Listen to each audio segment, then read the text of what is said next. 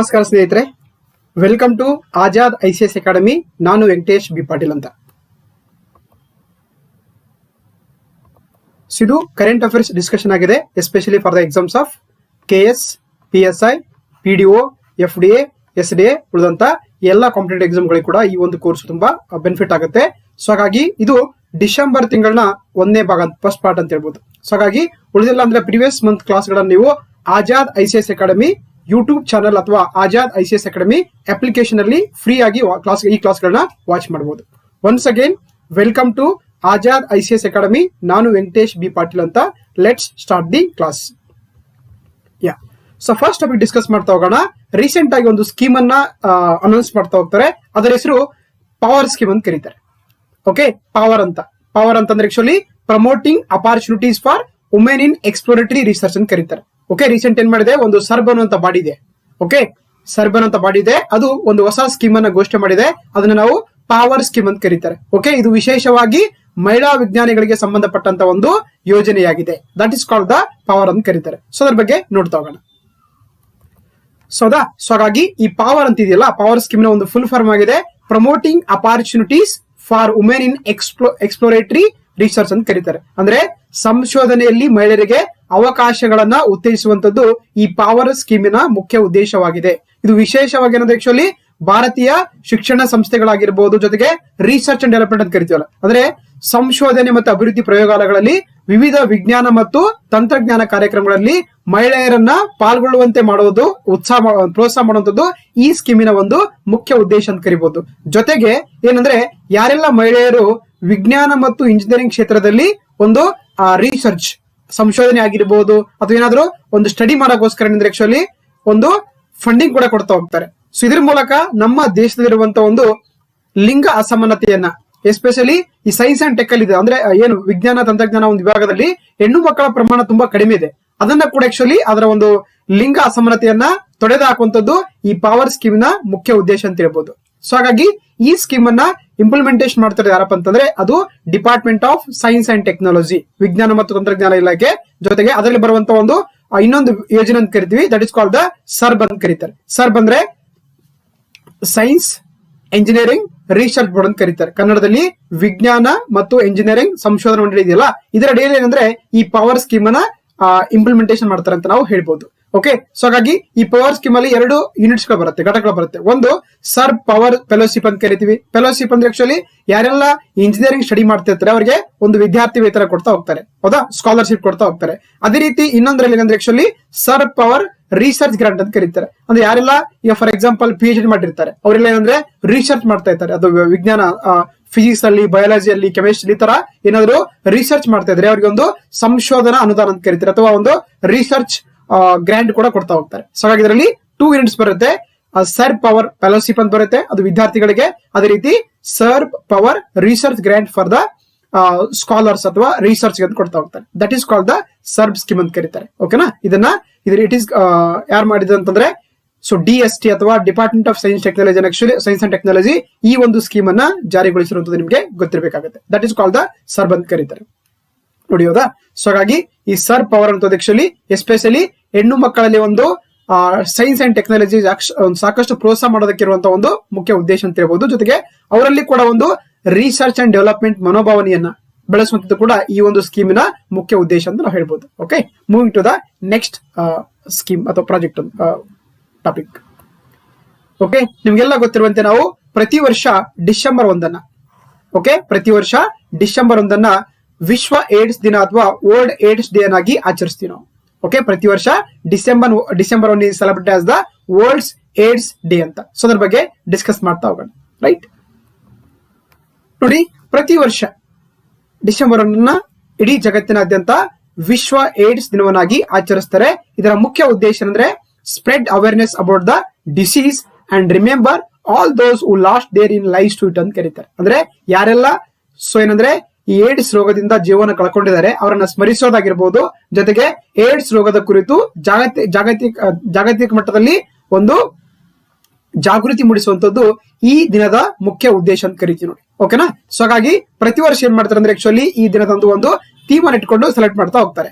So ಹಾಗಾಗಿ 2021 ವಿಶ್ವ AIDS ದಿನದ ಒಂದು ಘೋಷವಾಕ್ಯ ಏನಾಗಿತ್ತಪ್ಪ ಅಂದ್ರೆ ನೋಡಿ, ಎಂಡ್ ಇನ್ಇಕ್ವಾಲಿಟೀಸ್ ಎಂಡ್ ಏಡ್ಸ್ ಅಂತಿದೆ. ಅಂದ್ರೆ ನಾವು ಏಡ್ಸ್ ರೋಗವನ್ನ ಮತ್ತೆ ಅಸಮಾನತೆಯನ್ನ ಏನ್ ಮಾಡ್ಬೇಕಾಗಿದೆ, ಕೊನೆಗೊಳಿಸಬೇಕಂತ ಅರ್ಥ. ಇದು ಎಂಡ್ ಇನ್ಇಕ್ವಾಲಿಟೀಸ್ ಅಂದ್ರೆ ಅಸಮಾನತೆಯನ್ನ ಕೊನೆಗೊಳಿಸುವಂತದ್ದು, ಅಥವಾ ಅದರ ಜೊತೆಗೆ ಏಡ್ಸ್ ಅನ್ನ ಕೂಡ ನಾವು ಕೊನೆಗೊಳಿಸಬೇಕಾಗಿದೆ. ನೋಡಿ ಎಷ್ಟೋ ಜನ ಏನ್ ಮಾಡ್ತಾರೆ ಅಂದ್ರೆ ಆಕ್ಚುಲಿ ಏಡ್ಸ್ ಪೇಷಂಟ್ ಗಳನ್ನ ಮುಟ್ಸ್ಕೊಳಂಗಿಲ್ಲ, ಅವರನ್ನ ಮನೆಗೆ ಇಟ್ಕೊಳಂಗಿಲ್ಲ, ತುಂಬಾ ಏನಂದ್ರೆ ನಾವು ಡಿಸ್ಕ್ರಿಮಿನೇಟ್ ಮಾಡ್ತೀವಿ ನಾವು.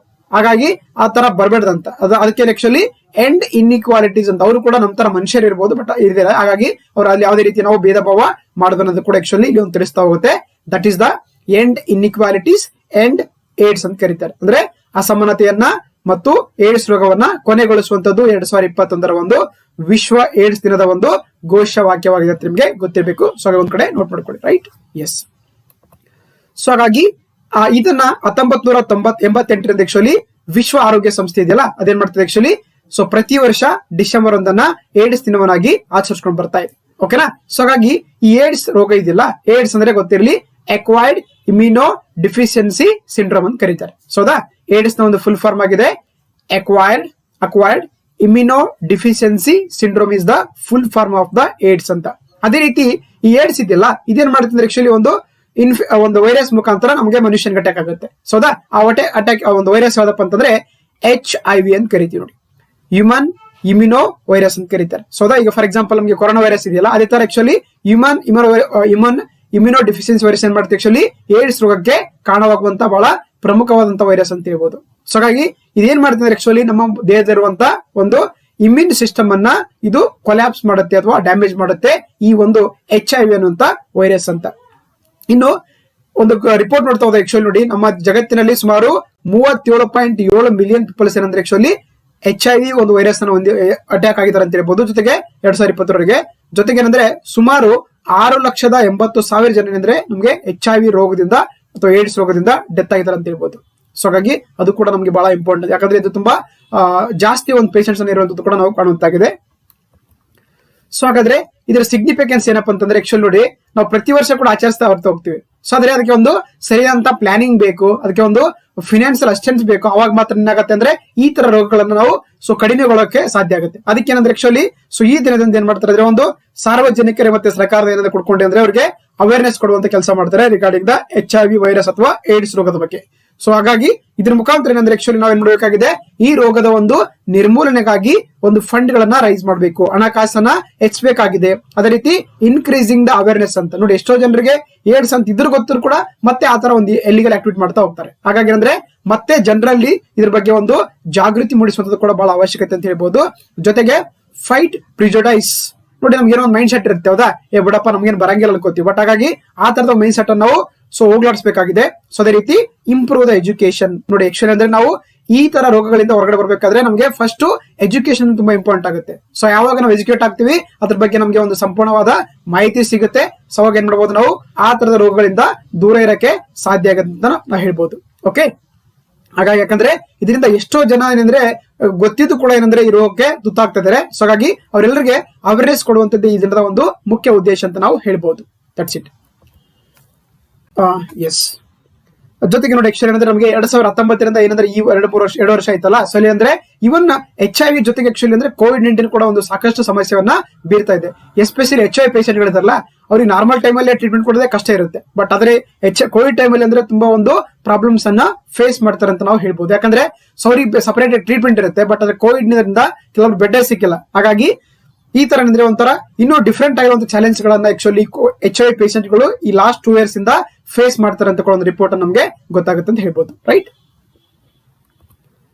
ಇನ್ನು ನಾನು ಹಾಗೆ ಹೇಳ್ತಿದ್ದೆ, ಆಕ್ಚುಲಿ HIV ಮತ್ತೆ ಏಡ್ಸ್ ಅನ್ನೋದು 2 ಡಿಫ್ರೆಂಟ್ ಆಗಿರುವಂತದ್ದು, ಹೌದಾ? ಒಂದು ರೋಗ ಅಂತಿದೆ, ಒಂದು ವೈರಸ್ ಅಂತಿದೆ, ಹೌದಾ? ಸೊ ಏಡ್ಸ್ ಅಂದ್ರೆ ಅಕ್ವೈರ್ಡ್ ಇಮ್ಯುನೋ ಡಿಫಿಷಿಯನ್ಸಿ ಸಿಂಡ್ರೋಮ್, ಇದೊಂದು ರೋಗ ಆಗಿದೆ, ಇಟ್ಸ್ ಡಿಸೀಸ್ ಆಗಿದೆ, ಹೌದಾ? ಸೊ ಅದೇ ರೀತಿ HIV ಇದೆಯಲ್ಲ, ಇದೊಂದು ವೈರಸ್, ಹ್ಯೂಮನ್ ಇಮ್ಯುನೋ ವೈರಸ್ ಅಂತ ಕರೀತಾರೆ. ಸೊ ಇದೇನಂದ್ರೆ ಏಡ್ಸ್ ಗೆ ಕಾರಣವಾಗುವಂತ ವೈರಸ್ ಯಾವ್ದಪ್ಪ ಅಂತಂದ್ರೆ HIV ಅಂತ ನಿಮ್ಗೆ ಗೊತ್ತಿರಬೇಕು. ಸೊ ಹಾಗೆ ಇದೇನ್ ಮಾಡುತ್ತೆ, ಆಕ್ಚುಲಿ ಮನುಷ್ಯನಿಂದ ಮನುಷ್ಯನಿಗೆ ಈ ಒಂದು ರೋಗವನ್ನ ಸ್ಪ್ರೆಡ್ ಮಾಡುವಂತ ಕೆಲಸ ಮಾಡುತ್ತೆ, HIV ವೈರಸ್ ಅಂತ ಕರಿತೀವಿ ನೋಡಿ. ದಟ್ಸ್ ಇಟ್ ಅಂತ. ಹಾಗಾಗಿ ಗೊತ್ತಿರಲಿ, ಏಡ್ಸ್ ಅನ್ನೋದು ಒಂದು ರೋಗ ಆಗಿದೆ, HIV ಅನ್ನೋದು ಒಂದು ವೈರಸ್ ಅಂತ ನಿಮ್ಗೆ ಗೊತ್ತಿರಬೇಕಾಗುತ್ತೆ, ರೈಟ್? ಸೊ ಹಾಗಾದ್ರೆ ಏಡ್ಸ್ ಯಾವುದ್ರ ಮುಖಾಂತರ ಮನುಷ್ಯನಿಗೆ ಹರಡುತ್ತೆ ಅಂತ ನೋಡ್ತಾ ಹೋಗೋಣ. ಆಕ್ಚುಲಿ ಸೊ ಇಲ್ಲಿ ಏನಂದ್ರೆ ನಮಗೆ unprotected sexual intercourse with the an infected partner ಅಂತ ಕರೀತಾರೆ. ಅಂದ್ರೆ ಯಾವುದೇ ಒಬ್ಬ ವ್ಯಕ್ತಿ, ಅದು ಗಂಡ ಆಗಿರ್ಬೋದು ಹೆಣ್ಣಾಗಿರ್ಬೋದು, ಲೈಂಗಿಕ ಅಂದ್ರೆ ಏನಂತಾರೆ ಎಚ್ ಐ ವಿ ಒಂದು ವೈರಸ್ ಅನ್ನ ಅಟ್ಯಾಕ್ ಆಗಿರುವಂತ ವ್ಯಕ್ತಿ ಅಥವಾ ಇನ್ಫೆಕ್ಟ್ ಆಗಿರುವಂತ ವ್ಯಕ್ತಿ ಜೊತೆ ನಾವೇನಾದ್ರೂ ಲೈಂಗಿಕ ಸಂಪರ್ಕ ಮಾಡಿದ್ರೆ ಆಗತ್ತೆ ಅಂದ್ರೆ ಅದು ಎಸ್ಪೆಷಲಿ ಅನ್ಪ್ರೊಟೆಕ್ಟೆಡ್ ಅಂತ ಕರೀತಾರೆ, ಅಸುರಕ್ಷಿತವಾಗಿ, ಅಂದ್ರೆ without using the any contraceptive ಅಂತ ಕರಿತೀವಿ ನೋಡಿ, ಮೆಜರ್ಸ್ ಅಂತ. ಅವಾಗ ಏನಾಗುತ್ತೆ ಮನುಷ್ಯನಿಗೆ ಈ ತರ ರೋಗ ಅಂದ್ರೆ ಏಡ್ಸ್ ರೋಗ ಬರ್ಬೋದು. ಅದೇ ರೀತಿ ವರ್ಟಿಕಲ್ ಟ್ರಾನ್ಸ್ಮಿಷನ್ ಕೂಡ ಬರ್ತಾ ಹೋಗುತ್ತೆ ನೋಡಿ. ಫಾರ್ ಎಕ್ಸಾಂಪಲ್ ಯಾಕಂದ್ರೆ ಯಾವುದೇ ಒಬ್ಬ ತಾಯಿ ಏನಂದ್ರೆ ಆಕೆ ಎಚ್ ಐ ವಿ ಸೋಂಕಿತರಾಗಿದ್ರೆ, ಏಡ್ಸ್ ಸೋಂಕಿತರಾಗಿದ್ರೆ ಏನಂತಂದ್ರೆ ಏನಾಗುತ್ತೆ ಆಟೋಮೆಟಿಕ್ ಆಗಿ ಆ ಮಗುವಿಗೆ ಕೂಡ ಬರುತ್ತೆ. ಅದನ್ನ ನಾವು ವರ್ಟಿಕಲ್ ಟ್ರಾನ್ಸ್ಮಿಷನ್ ಅಂತ ಕರಿತೀವಿ. ಅಂದ್ರೆ ಅದು ಇನ್ ಯುಟ್ರೋ ಬರ್ಬೋದು, ಡ್ಯೂರಿಂಗ್ ಡೆಲಿವರಿ ಬರ್ಬೋದು, ಅಥವಾ ಬ್ರೀಸ್ಟ್ ಮಿಲ್ಕ್ ಬರ್ಬೋದು, ಅಂದ್ರೆ ಗರ್ಭದಲ್ಲೇ ಬರ್ಬೋದು, ಅಥವಾ ಡೆಲಿವರಿ ಆಗೋ ಸಂದರ್ಭದಲ್ಲಿ ಕೂಡ ಆಕ್ಚುಲಿ ಆ ಮಗುಗೆ ಹರಡಬಹುದು. ಇಲ್ಲಾಂದ್ರೆ ಆಕ್ಚುಲಿ ಏನೋ ಒಂದು ತಾಯಿ ಮಗುಗೆ ಹಾಲು ಉಣಿಸ್ತಿರ್ತಾರಲ್ಲ, ಎದೆ ಹಾಲು ಉಣಿಸ್ತಿರ್ತಾರಲ್ಲ, ಅವಾಗ ಬೇಕಾದ್ರೂ ಕೂಡ ಆಕ್ಚುಲಿ ಅದು ಏನಾಗೋದು ಟ್ರಾನ್ಸ್ಫರ್ ಆಗ್ಬೋದು ಅಂತ. ಸೊ ಅದೇ ರೀತಿ ಇಂಜೆಕ್ಷನ್ ಡ್ರಗ್ ಯೂಸ್ ಕೂಡ ಬರ್ತದೆ, ಹೌದಾ. ಫಾರ್ ಎಕ್ಸಾಂಪಲ್ ನಾವೇನಾದ್ರು ಡ್ರಗ್ಸ್ ತೊಳ್ತಾ ಇದ್ರೆ ಅದರಿಂದ ಕೂಡ ನಮಗೆ ಬರ್ತಾ ಹೋಗ್ಬೋದು. ಫಾರ್ ಎಕ್ಸಾಂಪಲ್ ಇಂಜೆಕ್ಷನ್ ಯಾರಾದ್ರೂ ಕೂಡ H I V patient injection ಮಾಡಿದ್ದು ಆ ಸಿರಿಂಜ್ ಅನ್ನ ಮತ್ತೆ ಬಡಿಸಿದ್ರೆ ಅವಾಗ ಬರುತ್ತೆ. ಅಥವಾ ಏನಾದ್ರು ನಾವು ಎಚ್ ಐ ವಿ ಅಟ್ಯಾಕ್ ಅಂದ್ರೆ ಇನ್ಫೆಕ್ಟ್ ಆಗಿರುವಂತ ವ್ಯಕ್ತಿಯ ರಕ್ತವನ್ನ ತೆಗೆದುಕೊಂಡ್ರೆ ಅವಾಗ ಕೂಡ ಆಕ್ಚುಲಿ ಮನುಷ್ಯನಿಗೆ ನಮಗೆ ಈ ಒಂದು ಏಡ್ಸ್ ಅಥವಾ ಎಚ್ ಐ ವಿ ವೈರಸ್ ನಮಗೆ ಅಟ್ಯಾಕ್ ಆಗುವಂತ ಚಾನ್ಸಸ್ ಇರುವಂತದ್ದಾಗಿದೆ. ಓಕೆ, ಸೊ ಹಾಗೆ ನೋಡಿ ನಾಗ್ಲೇ ಹೇಳ್ತಿದ್ದೆ ಆಕ್ಚುಲಿ ಏನಂದ್ರೆ ಇದನ್ನ ವರ್ಟಿಕಲ್ ಟ್ರಾನ್ಸ್ಮಿಷನ್ ಅಂತ ಕರಿತೀವಿ. ಅಂದ್ರೆ ತಾಯಿಯಿಂದ ಎಸ್ಪೆಷಲಿ ಪ್ರೆಗ್ನೆಂಟ್ ಮುಂದ್ರಿಂದ ಏನಾಗುತ್ತೆ ಮಗುವಿಗೆ ಕೂಡ ಆಕ್ಚುಲಿ ಹರಡುತ್ತೆ. ಅದನ್ನ ನಾವು ಆಕ್ಚುಲಿ ಒಂದು ಮೆಡಿಕಲ್ ಭಾಷೆಯಲ್ಲಿ ಏನಂತ ಕರಿತೀವಿ, ಪೆರಿನಟಲ್ ಟ್ರಾನ್ಸ್ಮಿಷನ್ ಅಂತ ಕರೀತಾರೆ. ಏನಂತ ಕರೀತಾರೆ, ಪೆರಿನಟಲ್ ಟ್ರಾನ್ಸ್ಮಿಷನ್ ಅಂತ ಕರೀತಾರೆ. ಅಂದ್ರೆ ಎಚ್ ಐ ವಿ ಸೋಂಕಿತ ತಾಯಿಯಿಂದ ಮಗುವಿಗೆ ಹರಡುವಂತ ಒಂದು ಪದ್ಧತಿ ಇದೆಯಲ್ಲ, ಅದನ್ನ ನಾವು ಪೆರಿನಟಲ್ ಟ್ರಾನ್ಸ್ಮಿಷನ್ ಅಂತ ಕರೀತಾರೆ. ಸೊ ಅದು ಕೂಡ ನಿಮಗೆ ಗೊತ್ತಿರಬೇಕಾಗುತ್ತೆ, ರೈಟ್. ಸಾಗ್ಲೇ ಇರ್ತದೆ ಆಕ್ಚುಲಿ ಇದು ಅಂದ್ರೆ ನಮಗೆ ಅನ್ಪ್ರೊಟೆಕ್ಟೆಡ್ ಸೆಕ್ಸ್ ಮೂಲಕ ಬರುತ್ತೆ. ಆಮೇಲೆ ಸೆಕ್ಸುವಲಿ ಟ್ರಾನ್ಸ್ಮಿಷನ್ ಡಿಸೀಸ್ ಅಂತ ಅಂದ್ರೆ ಯಾವುದೇ ಒಬ್ಬ ವ್ಯಕ್ತಿಗೆ ಎಚ್ ಐ ವಿ ಸೋಂಕಿತನಾಗಿದ್ರೆ ಆತನ ಜೊತೆ ಸಂಪರ್ಕ ಅಂದ್ರೆ ಲೈಂಗಿಕ ಸಂಪರ್ಕ ಮಾಡಿದ್ರೆ ಸೊ ಅವ್ರಿಗೆ ಕೂಡ ಅಡುವಂತದ್ದು ಬಹಳ ಚಾನ್ಸ್ ಇರುತ್ತೆ. ಆಮೇಲೆ ವೈರಲ್ ಲೋಡ್ ಮುಖಾಂತರ ಇದಾಗುತ್ತೆ. ಆಮೇಲೆ ಸಬ್ಸ್ಟೆನ್ಸ್ ಯೂಸ್ ಅಂತ ಇಂಜೆಕ್ಷನ್ ಆಗಿರ್ಬೋದು, ಸಿರೀಸ್ ಗಳಾಗಿರ್ಬೋದು, ಬ್ಲಡ್ ಆಗಿರ್ಬೋದು, ಇದ್ರ ಮುಖಾಂತರ ಮತ್ತೆ ಡ್ರಗ್ಸ್ ಮುಖಾಂತರ ಕೂಡ ಬರ್ತಾ ಹೋಗುತ್ತೆ. ಸೊ ಆಮೇಲೆ ಮಲ್ಟಿಪಲ್ ಸೆಕ್ಸುವಲ್ ಪಾರ್ಟ್ನರ್ ಅಂತ ನಾವೇನಂದ್ರೆ ಸೊ ಮೋರ್ ಅಂದ್ರೆ ಪರ್ಸನ್ ಜೊತೆ ಸೆಕ್ಸುವಲ್ ಇಂಟರ್ಕೋರ್ಸ್ ಮಾಡಿದ್ರೆ ಅವಾಗ ಕೂಡ ನಮಗೆ ಈ ಒಂಥರ ವೈರಸ್ ಅಟ್ಯಾಕ್ ಆಗುವ ಚಾನ್ಸ್ ಇರುತ್ತೆ ಅಂತ ಹೇಳ್ಬೋದು ನಾವು. Okay, that's it. ಸೊ ಅದ್ರ ಜೊತೆಗೆ ಇದು ಬ್ಲಡ್ ಸೆಮೆನ್ ಮುಖಾಂತರ, ಆಮೇಲೆ ವೆಜಿನಲ್ ಸಿಕ್ರೇಷನ್ ಮುಖಾಂತರ, ಎನಲ್ ಫ್ಲೂಯಿಡ್ಸ್ ಮುಖಾಂತರ, ಇವನ್ ಬ್ರೀಸ್ಟ್ ಮಿಲ್ಕ್ ಮುಖಾಂತರ ಕೂಡ ಆಕ್ಚುಲಿ ಮನುಷ್ಯನಿಗೆ ಈ ರೋಗ ಹರಡುತ್ತೆ ಅಂತ ನಾವು ಹೇಳ್ಬೋದು, ರೈಟ್. ಸೊ ಹಾಗಾದ್ರೆ ಇದರಿಂದ ಆಗುವಂತ ಒಂದು ಸಿಂಪ್ಟಮ್ಸ್ ಏನಂತ ನೋಡ್ತಾವೆ, ಹೌದಾ. ಎಚ್ ಐ ವಿ ವೈರಸ್ ಇಂದ ಆಗುವಂತ ಒಂದು ಸಿಂಪ್ಟಮ್ಸ್ ಏನಂತಂದ್ರೆ ಆಕ್ಚುಲಿ ಇದು ಮೊದಲಿಗೆ ಆ ವ್ಯಕ್ತಿಗೆ ಏನಂದ್ರೆ ಒಂದು ಫೀವರ್ ಮತ್ತೆ ಚಿಲ್ಸ್ ಆಗುತ್ತೆ, ಅಂದ್ರೆ ಜ್ವರದಿಂದ ಬಳಲ್ತಾ ಹೋಗ್ತಾನೆ. ಆಮೇಲೆ ಸೋರ್ ಥ್ರೋಟ್ ಆಗುತ್ತೆ. ಸೊ ಆಮೇಲೆ ಟ್ರಂಪ್ ನೋಡ್ಸು, ಮೌತ್ ಅಲ್ಸರ್ಸ್ ಆಗ್ತವೆ, ಅಂದ್ರೆ ಬಾಯಲ್ಲೆಲ್ಲ ಗುಳ್ಳೆಗಳಾಗ್ತವೆ. ಸೊ ಆಮೇಲೆ ಮಜಲ್ ಮತ್ತೆ ಫ್ಯಾಟಿಗು ಅಂದ್ರೆ ಏನಂತೆ ಮೈ ಕೈ ಎಲ್ಲ ನೋವು ಆಗುತ್ತೆ, ಮತ್ತೆ ಒಂಥರ ಆಯಾಸ ಆಗುತ್ತೆ. ಆಮೇಲೆ ನೌಸಿ ಆಗುತ್ತೆ. ಆಮೇಲೆ ವಾಮಿಟಿಂಗ್, ವಾಂತಿ ಬೇದಿ ಆಗುತ್ತೆ, ಹೌದಾ. ಆಮೇಲೆ ಜಾಯಿಂಟ್ ಪೇನ್, ಬಾಡಿ ಎಲ್ಲ ಕೂಡ ಒಂಥರ ಸೊ ಪೇನ್ ಆಗುತ್ತೆ ಅಂತ ಹೇಳ್ಬೋದು. ಹಾಗೆ ಹೆಡ್ಏಕ್ ಮತ್ತೆ ಮೂಡ್ ಸ್ವಿಂಗ್ಸ್ ಆಗ್ತಾ ಹೋಗುತ್ತೆ ಮನುಷ್ಯನಿಗೆ. ಒಂಥರ ಅಂದ್ರೆ ಕಂಟಿನ್ಯೂ ಆಗಿ ತಲೆನೋವು ಬರ್ತಾ ಹೋಗುತ್ತೆ, ನಿಮೋನಿಯಾ ಎಲ್ಲ ಬಾಡಿ ಪೇನ್ ಆಗ್ತಾ ಹೋಗುತ್ತೆ. ಆಮೇಲೆ ಕಫ ವಿತ್ ಫ್ಲೆಗ್ಮಾ ಬರುತ್ತೆ. ಆಮೇಲೆ shortness of breath and chest pain ಆಗ್ತಾ ಹೋಗುತ್ತೆ. ಸೊ ಅದಾ ಆಮೇಲೆ ಹಾರ್ಟ್ ರೇಟ್ ತುಂಬಾ ಹೈ ಆಗುತ್ತೆ, ಬ್ಲಡ್ ಪ್ರೆಷರ್ ತುಂಬಾ ಲೋ ಆಗುತ್ತೆ. ಆಮೇಲೆ ತುಂಬಾ ರ್ಯಾಶಸ್, ಬಾಡಿ ಮೇಲೆ ಒಂಥರ ರ್ಯಾಶಸ್ ಗಳಾಗ್ತವೆ, ಮತ್ತೆ ಅಲರ್ಜಿ ಉಂಟಾಗುತ್ತೆ. ಮತ್ತೆ ಏನಂದ್ರೆ ನಮ್ಮ ಮನುಷ್ಯನ ದೇಹ ಇರುತ್ತಲ್ಲ ಅದೇನಾಗುತ್ತೆ ಸೊ ಬ್ಲೂನೆಸ್ ಆಗ್ತಾ ಹೋಗುತ್ತೆ, ನೀಲಿ ಕಲರ್ ತಿರುಗುತ್ತಾ ಹೋಗುತ್ತೆ. ಆಮೇಲೆ ಎಸ್ಪೆಷಲಿ ಹೆಣ್ಮಕ್ಳಿಗೆ ಬಂದಾಗ ಏನಂದ್ರೆ ಒಂದು ಮೆನಿಸ್ಟ್ರೇಷನ್ ಸೈಕಲ್ ತುಂಬಾ ಚೇಂಜಸ್ ಆಗ್ತಾ ಹೋಗುತ್ತೆ. ಅಂದ್ರೆ ಋತುಮತಿ ಒಂದು ಏನ್ ಚಕ್ರ ಇರುತ್ತಲ್ಲ ಅಲ್ಲಿ ತುಂಬಾ ಸಾಕಷ್ಟು ಚೇಂಜಸ್ ಆಗುತ್ತೆ. ಲೋವರ್ ಬೆಲ್ಲಿ ಪೇನ್ ಅಂತ ಸೊ ಏನಾಗುತ್ತೆ ಈ ಒಂದು ಏನಂದ್ರೆ ಸೊಂಟ ನೋವು ಅಂತ ಕರಿತೀವಿ. ಅದೇ ರೀತಿ ವೆಜಿನಲ್ ಈಸ್ಟ್ ಇನ್ಫೆಕ್ಷನ್ ಆಗ್ತಾ ಹೋಗುತ್ತೆ, ಹೌದಾ. ಏನ್ ವೆಜಿನಲ್ ಇನ್ಫೆಕ್ಷನ್ ಕೂಡ ಆಗುವಂತದ್ದು ಕೆಲವೊಂದು ಸಾಮಾನ್ಯ ಲಕ್ಷಣಗಳಂತ ಹೇಳ್ಬೋದು, ಈ ಒಂದು ಎಚ್ ಐ ವಿ ಇಂದ ಆಗುವಂತ ಸಿಂಪ್ಟಮ್ಸ್ ಅಂತ ಹೇಳ್ಬೋದು. ಓಕೆ, ಸೊ ಜೊತೆಗೆ ನಾವು ಬಹಳಷ್ಟು ಜನ ಅಂದ್ರೆ ಇದ್ರ ಬಗ್ಗೆ ಒಂಥರ ತಪ್ಪಾದ ಭಾವನೆ ಅನ್ಕೊಂಡಿರ್ತೀವಿ. ಸೊ ಹಾಗಾಗಿ ಗೊತ್ತಿರಲಿ, ಏಡ್ಸ್ ಈ ಕೆಲವೊಂದು ಅಂದ್ರೆ ಆಕ್ಟಿವಿಟಿಗಳಿಂದ ಮನುಷ್ಯನಿಗೆ ಹರಡಂಗಿಲ್ಲ. ಫಾರ್ ಎಕ್ಸಾಂಪಲ್ ಕಿಸ್ಸಿಂಗ್, ಹೌದಾ. ಚುಂಬನದ ಮುಖಾಂತರ ಆಕ್ಚುಲಿ ಈ ರೋಗಗಳು ಮನುಷ್ಯನಿಗೆ ಹರಡಂಗಿಲ್ಲ, ಗೊತ್ತಿರಬೇಕು. ಅದೇ ರೀತಿ ಹಗ್ಗಿಂಗ್, ಅಂದ್ರೆ ಯಾವುದೇ ವ್ಯಕ್ತಿ ಏಡ್ಸ್ ಅಂದ್ರೆ ಎಚ್ ಐ ವಿ ಸೋಂಕಿತ ವ್ಯಕ್ತಿ ಜೊತೆ ನಾವೇನಾದ್ರೂ ಕೂಡ ಅಪ್ಕೊಂಡ್ರೆ ಸೊ ಅವಾಗ ಕೂಡ ಆಕ್ಚುಲಿ ನಮಗೆ ಏಡ್ಸ್ ಅಂದ್ರೆ ಟ್ರಾನ್ಸ್ಫರ್ಮ್ ಆಗಲ್ಲ. ಅದೇ ರೀತಿ ಸೇರಿಂಗ್ ಫುಡ್ ಅಂತ, ಅವ್ರ ಜೊತೆ ನಾವು ಆಹಾರವನ್ನ ಕೂಡ ಸೇರ್ ಮಾಡಿದ್ರೆ ದರ್ ಇಸ್ ನೋ ಅಟ್ಯಾಕ್ ಅಂತ ಹೇಳ್ಬೋದು. ಅದೇ ರೀತಿ ಇನ್ಸೆಕ್ಟ್ ಬೈಟ್ ಅಂತ ಗೊತ್ತಿರ್ಲಿ, ಯಾಕಂದ್ರೆ ಯಾವುದೇ ರೀತಿಯ ಒಂದು ಸೊಳ್ಳೆಗಳು ಅವ್ರಿಗೆ ನಮಗೆ ಕಚ್ಚಿದ್ರೆ ಅವಾಗ ಕೂಡ ನಮಗೆ ರೋಗ ಬರಂಗಿಲ್ಲ. ಆಮೇಲೆ ಟಾಯ್ಲೆಟ್ ಸೀಟ್ಸ್ ಗಳನ್ನ ಬಳಕೆ ಮಾಡಿದ್ರೆ ಅಂದ್ರೆ ಏನು ಸೋಂಕಿತರು ಬಳಸಿರುವಂತಹ ಟಾಯ್ಲೆಟ್ ಬಳಸಿದ್ರೆ ಕೂಡ ನಮಗೆ ಎಚ್ ಐ ವಿ ಬರಂಗಿಲ್ಲ. ಆಮೇಲೆ ಬಾತಿಂಗ್, ಸೇಮ್ ಬಾತ್ರೂಮ್ ಗಳು ಯೂಸ್ ಮಾಡೋದ್ರಿಂದ ಬರಂಗಿಲ್ಲ. ಸೊ ಆಮೇಲೆ ಸ್ನೀಸಸ್ ಅಂಡ್ ಕಫಾಸ್ ಅಂತ ಕರೀತಾರೆ, ಅವ್ರ ಏನಾದ್ರು ಕೂಡ ಸೀನಿದ್ರೆ ಕೆಮ್ಮಿದ್ರೆ ಕೂಡ ನಮಗೆ ಆ ರೋಗ ಹರಡಂಗಿಲ್ಲ. ಆಮೇಲೆ ಸ್ವೆಟ್, ಅವರೆಲ್ಲ ಒಂದೇನಂದ್ರೆ ಬೆವರು ಇರುತ್ತಲ್ಲ ಅದರಿಂದ ಏನಾದ್ರೂ ಕೂಡ ನಮ್ಗೆ ಆಕ್ಚುಲ್ ರೋಗ ಬರಂಗಿಲ್ಲ. ಸೊ ಹಾಗಾಗಿ ಇವೆಲ್ಲ ಕೂಡ ನಮ್ಗೆ ಒಂಥರ ಏನಂತಾರೆ ಬ್ಲಾಕ್ ಆಗಿ ನಂಬ್ತಾ ಹೋಗ್ತೀವಿ. ಸೊ ಹಾಗಾಗಿ ಈ ಎಲ್ಲ ಆಕ್ಟಿವಿಟಿಗಳ ಮುಖಾಂತರ ಏನಂದ್ರೆ ಆಕ್ಚುಲಿ ನಮ್ಗೆ ಯಾವುದೇ ಕಾರಣ ಕೂಡ HIV ಸಂಕಿತ ರೋಗದಿಂದ ನಮ್ಗೆ ರೋಗ ಆಡೋಕೆ ಸಾಧ್ಯ ಇಲ್ಲ ಅಂತ ಹೇಳ್ಬೋದು. ಸೊ ಹಾಗಾಗಿ ನಾವು ಕೂಡ ಅವರನ್ನ ಈಕ್ವಲ್ ಆಗಿ ಟ್ರೀಟ್ ಮಾಡುವಂತ ಅವಶ್ಯಕತೆ ನಮ್ಗೆ ಇದೆ ಅಂತ ಹೇಳ್ಬೋದು ಇಟ್ಸೆಟ್ ಅಂತ. ಸೊ ಜೊತೆಗೆ ನೋಡಿ ಏನಂದ್ರೆ ಈ ತಾಯಿಯಿಂದ ಮಗುವಿನಿಗೆ ಹರಡುವಂತ ಏನೋ ಒಂದು HIV ಅದನ್ನ ಪೆರಿನೆಟಲ್ ಟ್ರಾನ್ಸ್ಮಿಷನ್ ಅಂತ ಕರಿತೀವಲ್ಲ ಅದನ್ನ ಪತ್ತೆ ಹಚ್ಚಿ ಟ್ರೀಟ್ಮೆಂಟ್ ಕೊಡಕ್ ಒಂದು ಥೆರಪಿ ಇರುತ್ತೆ. ಅದು ಯಾವ್ದಪ್ಪ ಅಂತಂದ್ರೆ ಆಂಟಿ ರೆಟ್ರೋವೈರಲ್ ಥೆರಪಿ ಅಂತ ಕರೀತಾರೆ. ಅಂದ್ರೆ ತಾಯಿ ಏನಂತಾರೆ ಲೈಂಗಿಕ ಸೋಂಕಿತ ತಾಯಿಯಿಂದ ಮಗುವಿಗೆ ಹರಡುವ ಆ ರೋಗವನ್ನ ತಡೆಗಟ್ಟಲಿಕ್ಕೆ ಈ ಒಂದು ಥೆರಪಿಯನ್ನ ಬಳಕೆ ಮಾಡಬಹುದು, ಯೂಸ್ ಮಾಡ್ತಾರೆ. ಆಂಟಿ ರೆಟ್ರೋವೈರಲ್ ಥೆರಪಿ ಅಥವಾ ಇದನ್ನ ಶಾರ್ಟ್ ಕಟ್ ಆಗಿ ART ಅಂತ ಕರೀತಾರೆ. ಸೊ ಅದು ಕೂಡ ನಿಮ್ಗೆ ಗೊತ್ತಿರಬೇಕಾಗುತ್ತೆ. ಓಕೆ, ಸೊ ಅದೇ ರೀತಿ ನಾನು ಹೇಳ್ತಾ ಇದ್ದೆ ಆಕ್ಚುಲಿ ಇದಕ್ಕೆ ಸಂಬಂಧಪಟ್ಟಂತೆ ಕೆಲವೊಂದು ಟ್ರೀಟ್ಮೆಂಟ್ ಮಾಡ್ತಾ ಹೋಗ್ತಾರೆ. ಆಂಟಿ ರೆಟ್ರೋವೈರಲ್ ಥೆರಪಿ ಆಗಿರ್ಬೋದು, ಆಮೇಲೆ ಸ್ಟೆಮ್ ಸೆಲ್ ಟ್ರಾನ್ಸ್ಪ್ಲಾಂಟ್ ಆಗಿರ್ಬೋದು, ಪ್ಲಾಸ್ಮಾ ಥೆರಪಿ ಆಗಿರ್ಬೋದು. ಸೊ ಹಾಗಾಗಿ ಇದನ್ನ ಕಡಿಮೆಗೊಳಿಸಕ್ಕೆ ಆಕ್ಚುಲಿ ಈ ತರದ ಒಂದು ಆಲ್ಟರ್ನೇಟಿವ್ ಆಗಿರುವಂತಹ ಒಂದು ಟ್ರೀಟ್ಮೆಂಟ್ ಅನ್ನು ಕೂಡ ಆಕ್ಚುಲಿ ನಮಗೆ ಈ ಒಂದು ಮೆಡಿಕಲ್ ಫೀಲ್ಡ್ ಅಲ್ಲಿ ಕೊಡ್ತಾ ಹೋಗ್ತಾರೆ. Okay, yes. ಇನ್ನು ಸೊ ಪ್ರಿಕಾಷನ್ಸ್, ಇದಕ್ಕೆ ಯಾವುದೇ ರೀತಿಯ ಒಂದು ಪರ್ಟಿಕ್ಯುಲರ್ ಅಂತ ಒಂದು ಟ್ಯಾಬ್ಲೆಟ್ ಗಳಿಲ್ಲ, ಗೊತ್ತಿರಲಿ ಹೌದಾ. ಇದಕ್ಕೊಂದು ವ್ಯಾಕ್ಸಿನ್ ಅಥವಾ ಯಾವುದೇ ರೀತಿಯ ಟ್ಯಾಬ್ಲೆಟ್ ಇಲ್ಲ. ಇದು ನಾರ್ಮಲ್ ಇದ್ರ ಮುಖಾಂತರ ಸೊ ಕಡಿಮೆ ಮಾಡಬಹುದು ಅಂತ ಹೇಳ್ಬೋದು ನಾವು. ಅಂದ್ರೆ ಈ ತರ ಆಕ್ಟಿವಿಟಿಗಳು ಮಾಡೋದ್ರ ಮುಖಾಂತರ ನಾವು ಕಡಿಮೆ ಮಾಡ್ತಾ ಹೋಗ್ಬೋದು. ಏನಪ್ಪಾ ಅಂತಂದ್ರೆ ನಾವು ಇದ್ರ ಮುಂದೆ ಏನಾಗತ್ತೆ first must not have unprotected sex ಅಂತ, ಅಂದ್ರೆ ಯಾವುದೇ ಸಂದರ್ಭದಲ್ಲಿ ಲೈಂಗಿಕ ಕ್ರಿಯೆ ಮಾಡಬೇಕಾದ್ರೆ ನಾವು ಒಂಥರ ಪ್ರೊಟೆಕ್ಷನ್ ಆಗಿರ್ಬೇಕು ಅಂತ, ಯೂಸಿಂಗ್ ದ ಕಾಂಡಮ್ಸ್ ಆಗಿರ್ಬೋದು, ಕಾಂಟ್ರಾಸೆಪ್ಟಿವ್ ಯೂಸ್ ಮಾಡ್ಕೋದ್ರ ಮುಖಾಂತರ ಒಂದು ಸೇಫ್ಟಿ ಸೆಕ್ಸ್ ಅನ್ನು ಮಾಡೋದ್ರ ಮುಖಾಂತರ ನಾವು ತಡೆಗಟ್ಟಕ್ಕೆ ಸಾಧ್ಯ ಇದೆ. ಎರಡನೇದು avoid drug use and needle sharing ಅಂತ ಕರೀತಾರೆ. ಸೊ ನಾವು ಈ ಮಾದಕ ವಸ್ತುಗಳನ್ನು ತೆಗೆದುಕೊಳ್ಳೋದಾಗಿರ್ಬೋದು, ಜೊತೆಗೆ ಯಾರಾದ್ರೂ ಒಬ್ಬ HIV ಸೋಂಕಿತನಿಗೆ ಇಂಜೆಕ್ಷನ್ ಮಾಡಿರುವಂತ ನೀಡಲ್ ಇರುತ್ತಲ್ಲ ಅದನ್ನ ಬಳಕೆ ಮಾಡಿದ್ರೆ ಮತ್ತೆ ನಮ್ಗೆ ಹರಡುತ್ತೆ. ಹಾಗಾಗಿ ಆ ತರದನ್ನ ಕೂಡ ಅವಾಯ್ಡ್ ಮಾಡುವಂತ ಚಾನ್ಸ್ ಮಾಡಬೇಕು. ಅದ್ರ ಜೊತೆಗೆ ಬ್ಲೇಡ್ಸ್ ಕೂಡ ಹೌದು ಹೌದಾ. ಈಗ ಫಾರ್ ಎಕ್ಸಾಂಪಲ್ ನಿಮ್ಗೆ ಸಲೂನ್ ಶಾಪ್ ಹೋದಾಗ ಏನಾಗುತ್ತೆ ಸೇಮ್ ಬ್ಲೇಡ್ ಬಳಸ್ತಾ ಹೋಗ್ತಾರೆ. ಯಾವ್ದೋ ಪೇಷಂಟ್ ಬಳಸುವಂತ ಬ್ಲೇಡ್ ಅಂದ್ರೆ ನಿಮಗೆ ಬಳಸಿದ್ರೆ ಸಾವು ಕೂಡ ಬರ್ತಾ ಹೋಗುತ್ತೆ. ಸೊ ಹಾಗಾಗಿ ಈ ತರದ ಒಂದು ಇಶ್ಯೂಗಳನ್ನ ಅವಾಯ್ಡ್ ಮಾಡ್ತಾ ಹೋದ್ರಿಂದ ನಾವು ಅದನ್ನ ತಡೆಗಟ್ಟಬಹುದು. ಅದೇ ರೀತಿ ಮೆಡಿಕೇಶನ್ಸ್ ಅಂತ ಏನಂದ್ರೆ ರೋಗ ಬರುವಂತ ಚಾನ್ಸ್ ಏನಿದ್ರು ಕೂಡ ಆಕ್ಚುಲಿ ನಾವು ಅಡ್ವಾನ್ಸ್ ಆಗಿ ಸಂಬಂಧಪಟ್ಟಂತ ಮೆಡಿಕೇಶನ್ ಗಳು ತಗೋದ್ರ ಮುಖಾಂತರ ಕೂಡ ಅದನ್ನ ತಡೆಗಟ್ಟಬಹುದು. ಸೊ ಜೊತೆಗೆ ಯಾರಾದ್ರೂ ತಾಯಿಗೆ ಸೋಂಕಿತ ತಾಯಿ ಇದ್ರೆ ಅಟ್ಲೀಸ್ಟ್ ಆಕೆಗೆ ಗೊತ್ತಾಗಿದ್ದಂದ್ರೆ ಏನ್ ಮಾಡ್ಬೋದು ಅಂದ್ರೆ ಆ ಒಂದು ಮಗುವಿಗೆ ತಡೆಗಟ್ಟಲಿಕ್ಕೆ ನಾವು ಆಂಟಿ ರೆಟ್ರೋವೈರಲ್ ಥೆರಪಿ ಮುಖಾಂತರ ಕೂಡ ತಡೆಗಟ್ಟಕ್ಕೆ ಸಾಧ್ಯ ಆಗುತ್ತೆ ಅಂತ ಹೇಳ್ಬೋದು. ಸೊ ಆಮೇಲೆ ಬ್ಲಡ್, ಯಾವುದೇ ಒಬ್ಬ HIV ಸೋಂಕಿತನಿಂದ ಬ್ಲಡ್ ತಗೊಂಡ್ರೆ ಸಾವು ಕೂಡ ನಮಗೆ ರೋಗ ಆಡುವ ಚಾನ್ಸ್ ಇರುತ್ತೆ. ಸೊ ಹಾಗಾಗಿ ಈ ಎಲ್ಲ ಒಂದು ಪ್ರಿಕಾಷನ್ಸ್ ಮುಖಾಂತರ ಏನ್ ಮಾಡ್ಬೋದು ನಾವು ಏಡ್ಸ್ ರೋಗವನ್ನ ತಡೆಗಟ್ಟಕ್ಕೆ ಸಾಧ್ಯ ಇದೆ ಅಂತ ನಾವು ಹೇಳ್ಬೋದಾಗುತ್ತೆ. Okay, S. ಜೊತೆಗೆ ನಮ್ಮ ಭಾರತ ಸರ್ಕಾರ ಕೂಡ ಏನಂದ್ರೆ ಕೆಲವೊಂದು ಇನಿಷಿಯೇಟಿವ್ ಮಾಡ್ಕೊಂಡಿದೆ to reduce the HIV virus ಅಂತ. ಸೊ ಅದ್ರ ಒಂದು ನೋಡ್ತಾ ಹೋಗೋಣ. ಆಕ್ಚುಲಿ ಮಿಷನ್ ಸಂಪರ್ಕ್ ಅಂತ ಇದೆ ನೋಡಿ. ಓಕೆ, ಮಿಷನ್ ಸಂಪರ್ಕ್ ಅಂತಿದೆ. ಇದನ್ನ ಗವರ್ಮೆಂಟ್ ಆಫ್ ಇಂಡಿಯಾ ಅಂದ್ರೆ 2017ರಲ್ಲಿ ಲಾಂಚ್ ಮಾಡುತ್ತೆ. ಇದರ ಮುಖ್ಯ ಉದ್ದೇಶ ಅಂದ್ರೆ bring back people living with the HIV who have a left treatment after the starting anti retroviral treatment ಅಂತ ಕರೀತಾರೆ. ನೋಡಿ ಏನಂದ್ರೆ ಎಷ್ಟೋ ಜನಕ್ಕೆ ಫೈನಾನ್ಷಿಯಲ್ ತುಂಬಾ ಏನಂದ್ರೆ ಲಾಸ್ ಅಂದ್ರೆ ಅವ್ರಿಗೆ ಡೈಲಿ ಟ್ರೀಟ್ಮೆಂಟ್ ತಗೊಳಕ್ಕಾಗಲ್ಲ. ಯಾರೆಲ್ಲ ಕೂಡ ಇದ್ರ ಔಟ್ ಸೈಡ್ ಇರ್ತಾರೆ ಒಂದು ಇದರಿಂದ, ಸೊ ಹಾಗಾಗಿ ಒಂದು HIV ಟ್ರೀಟ್ಮೆಂಟ್ ಇಂದ ಸೊ ಅವರನ್ನ ಇದರಲ್ಲಿ ಕವರ್ ಮಾಡ್ತಾ ಹೋಗುತ್ತೆ ಅಂತ ಇರ್ಬೋದು. ಮಿಷನ್ ಸಂಪರ್ಕ್ ಅಂತ ಕರೀತಾರೆ. ಓಕೆ, ಅದೇ ರೀತಿ ಇನ್ನೊಂದು ಸ್ಕೀಮ್ ಮಾಡಿದ್ದಾರೆ ಪ್ರಾಜೆಕ್ಟ್ ಸನ್ರೈಸ್ ಅಂತ ಕರೀತಾರೆ. ಇದನ್ನ 2016ರಲ್ಲಿ ಗವರ್ಮೆಂಟ್ ಆಫ್ ಇಂಡಿಯಾ ಅಂತಂದ್ರೆ ಸೊ ಮಾಡಿರುವಂತದ್ದು. ನಿಮ್ಗೆಲ್ಲ ಗೊತ್ತಿರುವಂತ ಆಕ್ಚುಲಿ ನಮ್ಮ ಇಂಡಿಯಾದಲ್ಲಿ ಜಾಸ್ತಿ ಪೇಷಂಟ್ಸ್ ಎಲ್ಲಿ ಸಿಗ್ತಾವ ಅಂತಂದ್ರೆ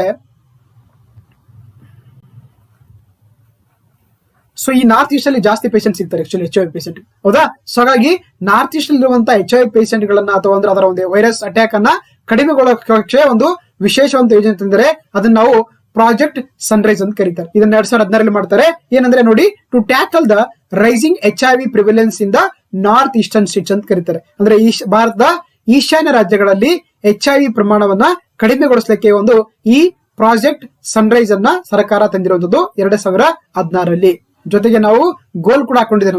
ವಿಶ್ವಸಂಸ್ಥೆ ಏನ್ ಮಾಡಿದೆ ಒಂದು ಸುಮಾರು 17 ಗೋಲ್ಗಳು ಹಾಕೊಂಡಿದೆ. ಅದನ್ನ ನಾವು ಸಸ್ಟೈನೇಬಲ್ ಡೆವಲಪ್ಮೆಂಟ್ ಗೋಲ್ಸ್ ಅಂತ ಕರೀತಾರೆ ಅಥವಾ ಸುಸ್ಥಿರ ಅಭಿವೃದ್ಧಿ ಗುರಿಗಳನ್ನು ಕರೀತಾರೆ. ಅದರಲ್ಲಿ ಬಹಳ ಪ್ರಮುಖವಾಗಿ 3ನೇ ಗುರಿ ಇರುತ್ತೆ. ಥರ್ಡ್ SDG ಹೇಳುತ್ತೆ ಏನಂದ್ರೆ ensuring healthy lives promoting the well being for all at all ages ಅಂತ ಕರೀತಾರೆ. ಅಂದ್ರೆ ಅದು ಎಲ್ಲಾ ತರದ ಒಂದು ಅಂದ್ರೆ ನಾವು ಆರೋಗ್ಯವಾಗಿರ್ಬೇಕನ್ನೋದು ಹೇಳುತ್ತೆ SDG ಅಂತ. ಅದರಲ್ಲಿ HIV ಇನ್ಫೆಕ್ಷನ್ ಕೂಡ ಬರುತ್ತೆ, ನಮಗೆ ಅದ್ರ ಸರ್ವಿಸಸ್ ಬರುತ್ತೆ, ಆಮೇಲೆ STD ಅಂತ ಬರುತ್ತೆ, ಹೌದಾ. ಸೆಕ್ಸ್ಮಲಿ ಟ್ರಾನ್ಸ್ಮಿಟೆಡ್ ಡಿಸೀಸ್ ಬಗ್ಗೆ ಕೂಡ ಆಕ್ಚುಲಿ ನಮಗೆ ಕೇಳ್ತೊಳಕ್ಕೆ ಈ ಒಂದು ನಮಗೆ ಗೋಲ್ ಎಚ್ಚರಿಸ್ತಾ ಅಂತ ಹೇಳ್ಬೋದು.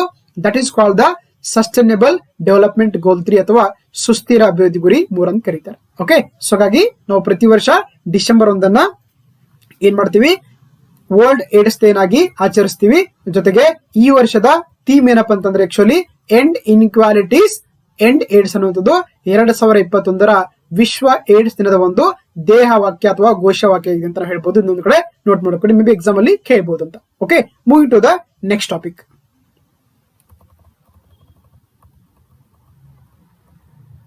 ಓಕೆ, ಸೊ ಮತ್ತೆ ನೆಕ್ಸ್ಟ್ ಡೇ ಅಂದ್ರೆ ಪ್ರತಿ ವರ್ಷ ಏನ್ ಮಾಡ್ತೀವಿ ನಾವು December 2 national pollution control day ಅಥವಾ ರಾಷ್ಟ್ರೀಯ ಮಾಲಿನ್ಯ ನಿಯಂತ್ರಣ ದಿನವಾಗಿ ಆಚರಿಸ್ತೀವಿ ಪ್ರತಿ ವರ್ಷ December 2. Okay, so December 1 AIDS ದಿನ ಅಂತಿದೆ. ಡಿಸೆಂಬರ್ 2 ಭಾರತದ ರಾಷ್ಟ್ರೀಯ ಮಾಲಿನ್ಯ ನಿಯಂತ್ರಣ ದಿನವಾಗಿ ಆಚರಿಸ್ತೀವಿ ಪ್ರತಿ ವರ್ಷ ಡಿಸೆಂಬರ್ 2. ಅದ್ರ ಬಗ್ಗೆ ಡಿಸ್ಕಸ್ ಮಾಡ್ತಾ ಹೋಗೋಣ. ನೋಡಿ, ಸೊ ನಾವು ಪ್ರತಿ ವರ್ಷ ಡಿಸೆಂಬರ್ 2 ರಾಷ್ಟ್ರೀಯ ಮಾಲಿನ್ಯ ನಿಯಂತ್ರಣ ದಿನವನ್ನಾಗಿ ಆಚರಿಸ್ತೀವಿ. ಯಾಕಂತಂದ್ರೆ ನಮ್ಗೆ 1984 ಆಗತ್ತಂದ್ರೆ ಒಂದು ದುರಂತ ಆಗುತ್ತೆ ನಮ್ಮ ದೇಶದಲ್ಲಿ. ಅಂದ್ರೆ ಅದನ್ನ ನಾವು ಕೆಮಿಕಲ್ ಡಿಸಾಸ್ಟರ್ ಅಂತ ಕರಿತೀವಿ ಅಥವಾ ಒಂದು ಕರಿತೀವಿ. ಸೊ ಏನಪ್ಪಾ ಅಂತಂದ್ರೆ ಆಕ್ಚುಲಿ 1984 ಡಿಸೆಂಬರ್ 2 ಮತ್ತು 3 ಏನಾಗುತ್ತಂದ್ರೆ ಆಕ್ಚುಲಿ ಮಧ್ಯಪ್ರದೇಶದ ಕ್ಯಾಪಿಟಲ್ ಆಗಿರುವಂತಹ ಒಂದು ಭೂಪಾಲ್ ಇದೆಯಲ್ಲ, ಅಲ್ಲಿನಾಗುತ್ತೆ ಒಂದು ಭೂಪಾಲ್ ಗ್ಯಾಸ್ ಟ್ರಾಜಿಡಿ ಅಥವಾ ಕನ್ನಡದಲ್ಲಿ ಭೂಪಾಲ್ ಅನಿಲ ದುರಂತ ಆಗುತ್ತೆ. ಹೌದಾ? ಸೊ ಹಾಗಾಗಿ ಅದರ ಸ್ಮರಣಾರ್ಥವಾಗಿ ಏನ್ ಮಾಡ್ತಿದ್ವಿ ನಾವು ಪ್ರತಿ ವರ್ಷ December 2 national pollution control day ಅಥವಾ ರಾಷ್ಟ್ರೀಯ ಮಾಲಿನ್ಯ ನಿಯಂತ್ರಣ ದಿನವನ್ನಾಗಿ ಆಚರಿಸ್ಕೊಂಡು ಬರ್ತಾ ಇದೀವಿ ಅಂತ ಹೇಳ್ಬೋದು. ಓಕೆನಾ? ಯಾಕಂತಂದ್ರೆ ಯಾಕೆ ಡಿಸೆಂಬರ್ 2 ಅಂದ್ರೆ ಗೊತ್ತಿರಬೇಕು. 1984 ಡಿಸೆಂಬರ್ 2 and 3 ಏನಾಗತ್ತಂದ್ರೆ ಆಕ್ಚುಲಿ ಭೂಪಾಲದ ಮಧ್ಯಪ್ರದೇಶದಲ್ಲಿ ಒಂದು ಅನಿಲ ದುರಂತವಾಗುತ್ತೆ. ಅದನ್ನ ನಾವು ಭೂಪಾಲ್ ಅನಿಲ ದುರಂತದ ಒಂದು ಸ್ಮರಣಾರ್ಥವಾಗಿ ನಾವು ಪ್ರತಿ ವರ್ಷ December 2 national pollution control day ಅನ್ನಾಗಿ ಆಚರಿಸ್ಕೊಂಡು ಹೋಗ್ತಾ ಇದೀವಿ ಅಂತ ಹೇಳ್ಬೋದು. ಹಾಗಾದ್ರೆ ಈ ದಿನದ ಮುಖ್ಯ ಉದ್ದೇಶ ಏನು ಅಥವಾ ಆಬ್ಜೆಕ್ಟಿವ್ ಏನಪ್ಪಾ ಅಂತ ನೋಡ್ತಾ ಹೋಗೋಣ. ಸೊ ಹಾಗಾಗಿ ಜನರಲ್ಲಿ rise awareness about the increasing the air pollution. ಹೌದಾ? ಈಗ ಏನಾಗ್ತಿದೆ ನೋಡಿ, ಇಡೀ ಜಗತ್ತಲ್ಲೇ ಒಂದು ಕ್ಲೈಮೇಟ್ ಚೇಂಜ್ ಅಂತ ತುಂಬಾ ದೊಡ್ಡ ಒಂದು ಸಮಸ್ಯೆ ಆಗಿದೆ, ಹವಾಮಾನ ಬದಲಾವಣೆ. ಅದರಲ್ಲಿ ವಿಶೇಷವಾಗಿ ನಮಗೆ ಏರ್ ಪೊಲ್ಯೂಷನ್ ಆಗಿರ್ಬೋದು, ವಾಟರ್ ಪೊಲ್ಯೂಷನ್ ಆಗಿರ್ಬೋದು, ಆಮೇಲೆ ಸಾಯಿಲ್ ಪೊಲ್ಯೂಷನ್ ಆಗಿರ್ಬೋದು, ಆಮೇಲೆ ನಾಯ್ಸ್ ಪೊಲ್ಯೂಷನ್, ಈ ತರದ ಪೊಲ್ಯೂಷನ್ ಮುಖಾಂತರ ಇಡೀ ಜಗತ್ತೇನಂತಂದ್ರೆ ಆಕ್ಚುಲಿ ಕ್ಲೈಮೇಟ್ ಚೇಂಜ್ ಇಂದ ಸಾಕಷ್ಟು ಒಂದು ಪ್ರಾಬ್ಲಮ್ಸ್ ಅನ್ನ ಫೇಸ್ ಮಾಡ್ತಿದೆ. ತುಂಬಾ ಫ್ಲಡ್ಸ್ ಗಳಾಗ್ತಾ ಇದೆ, ಡ್ರಾಟ್ಸ್ ಗಳಾಗ್ತದೆ, ಟೆಂಪರೇಚರ್ ಜಾಸ್ತಿ ಆಗ್ತದೆ. ಇದರಿಂದ ಹಲವಾರು ಐಸ್ಲ್ಯಾಂಡ್ ಕಂಟ್ರಿಗಳಿಗೆ ಸಾಕಷ್ಟು ಒಂದು ಪರಿಣಾಮವನ್ನ ನಾವು ಬೀರ್ತದೆ ನೋಡುವಂಥದ್ದು. ಹಾಗಾಗಿ ಇದರ ಮುಖ್ಯ ಉದ್ದೇಶ ಅಂದ್ರೆ ಆಕ್ಚುಲಿ ಜನರಲ್ಲಿ ಹೆಚ್ಚಾಗುತ್ತಿರುವಂತ ವಾಯು ಮಾಲಿನ್ಯ ಕುರಿತು ಅವರಿಗೆ ಜಾಗೃತಿ ಮೂಡಿಸುವಂತದ್ದು, ಜೊತೆಗೆ educating people about how to control and manage industrial disaster ಅಂತ ಕರೀತಾರೆ. ಸೊ ಅದ್ರ ಜೊತೆಗೆ ಏನಂದ್ರೆ ಆಕ್ಚುಲಿ ಜನರಿಗೆ ಒಂದು ತರಬೇತಿ ಕೊಡಲಾಗುತ್ತೆ ಅಥವಾ ಶಿಕ್ಷಣ ನೀಡಲಾಗುತ್ತೆ, ಯಾವ ರೀತಿ ನಾವು ಈ ಒಂದು ಕೈಗಾರಿಕಾ ದುರಂತಗಳನ್ನ ನಿಯಂತ್ರಿಸಬಹುದು, ತಪ್ಪಿಸೋಕೆ ನಾವು ಯಾವೆಲ್ಲ ಕ್ರಮಗಳು ತಗೊಂಡ್ಬಂದಕ್ಕೆ ಆಕ್ಚುಲಿ ಜನರಿಗೆ ಅವೇರ್ನೆಸ್ ಕೊಡುವಂಥದ್ದು ಕೂಡ ಈ ದಿನದ ಒಂದು ಮುಖ್ಯ ಉದ್ದೇಶ ಅಂತ ಹೇಳ್ಬೋದು.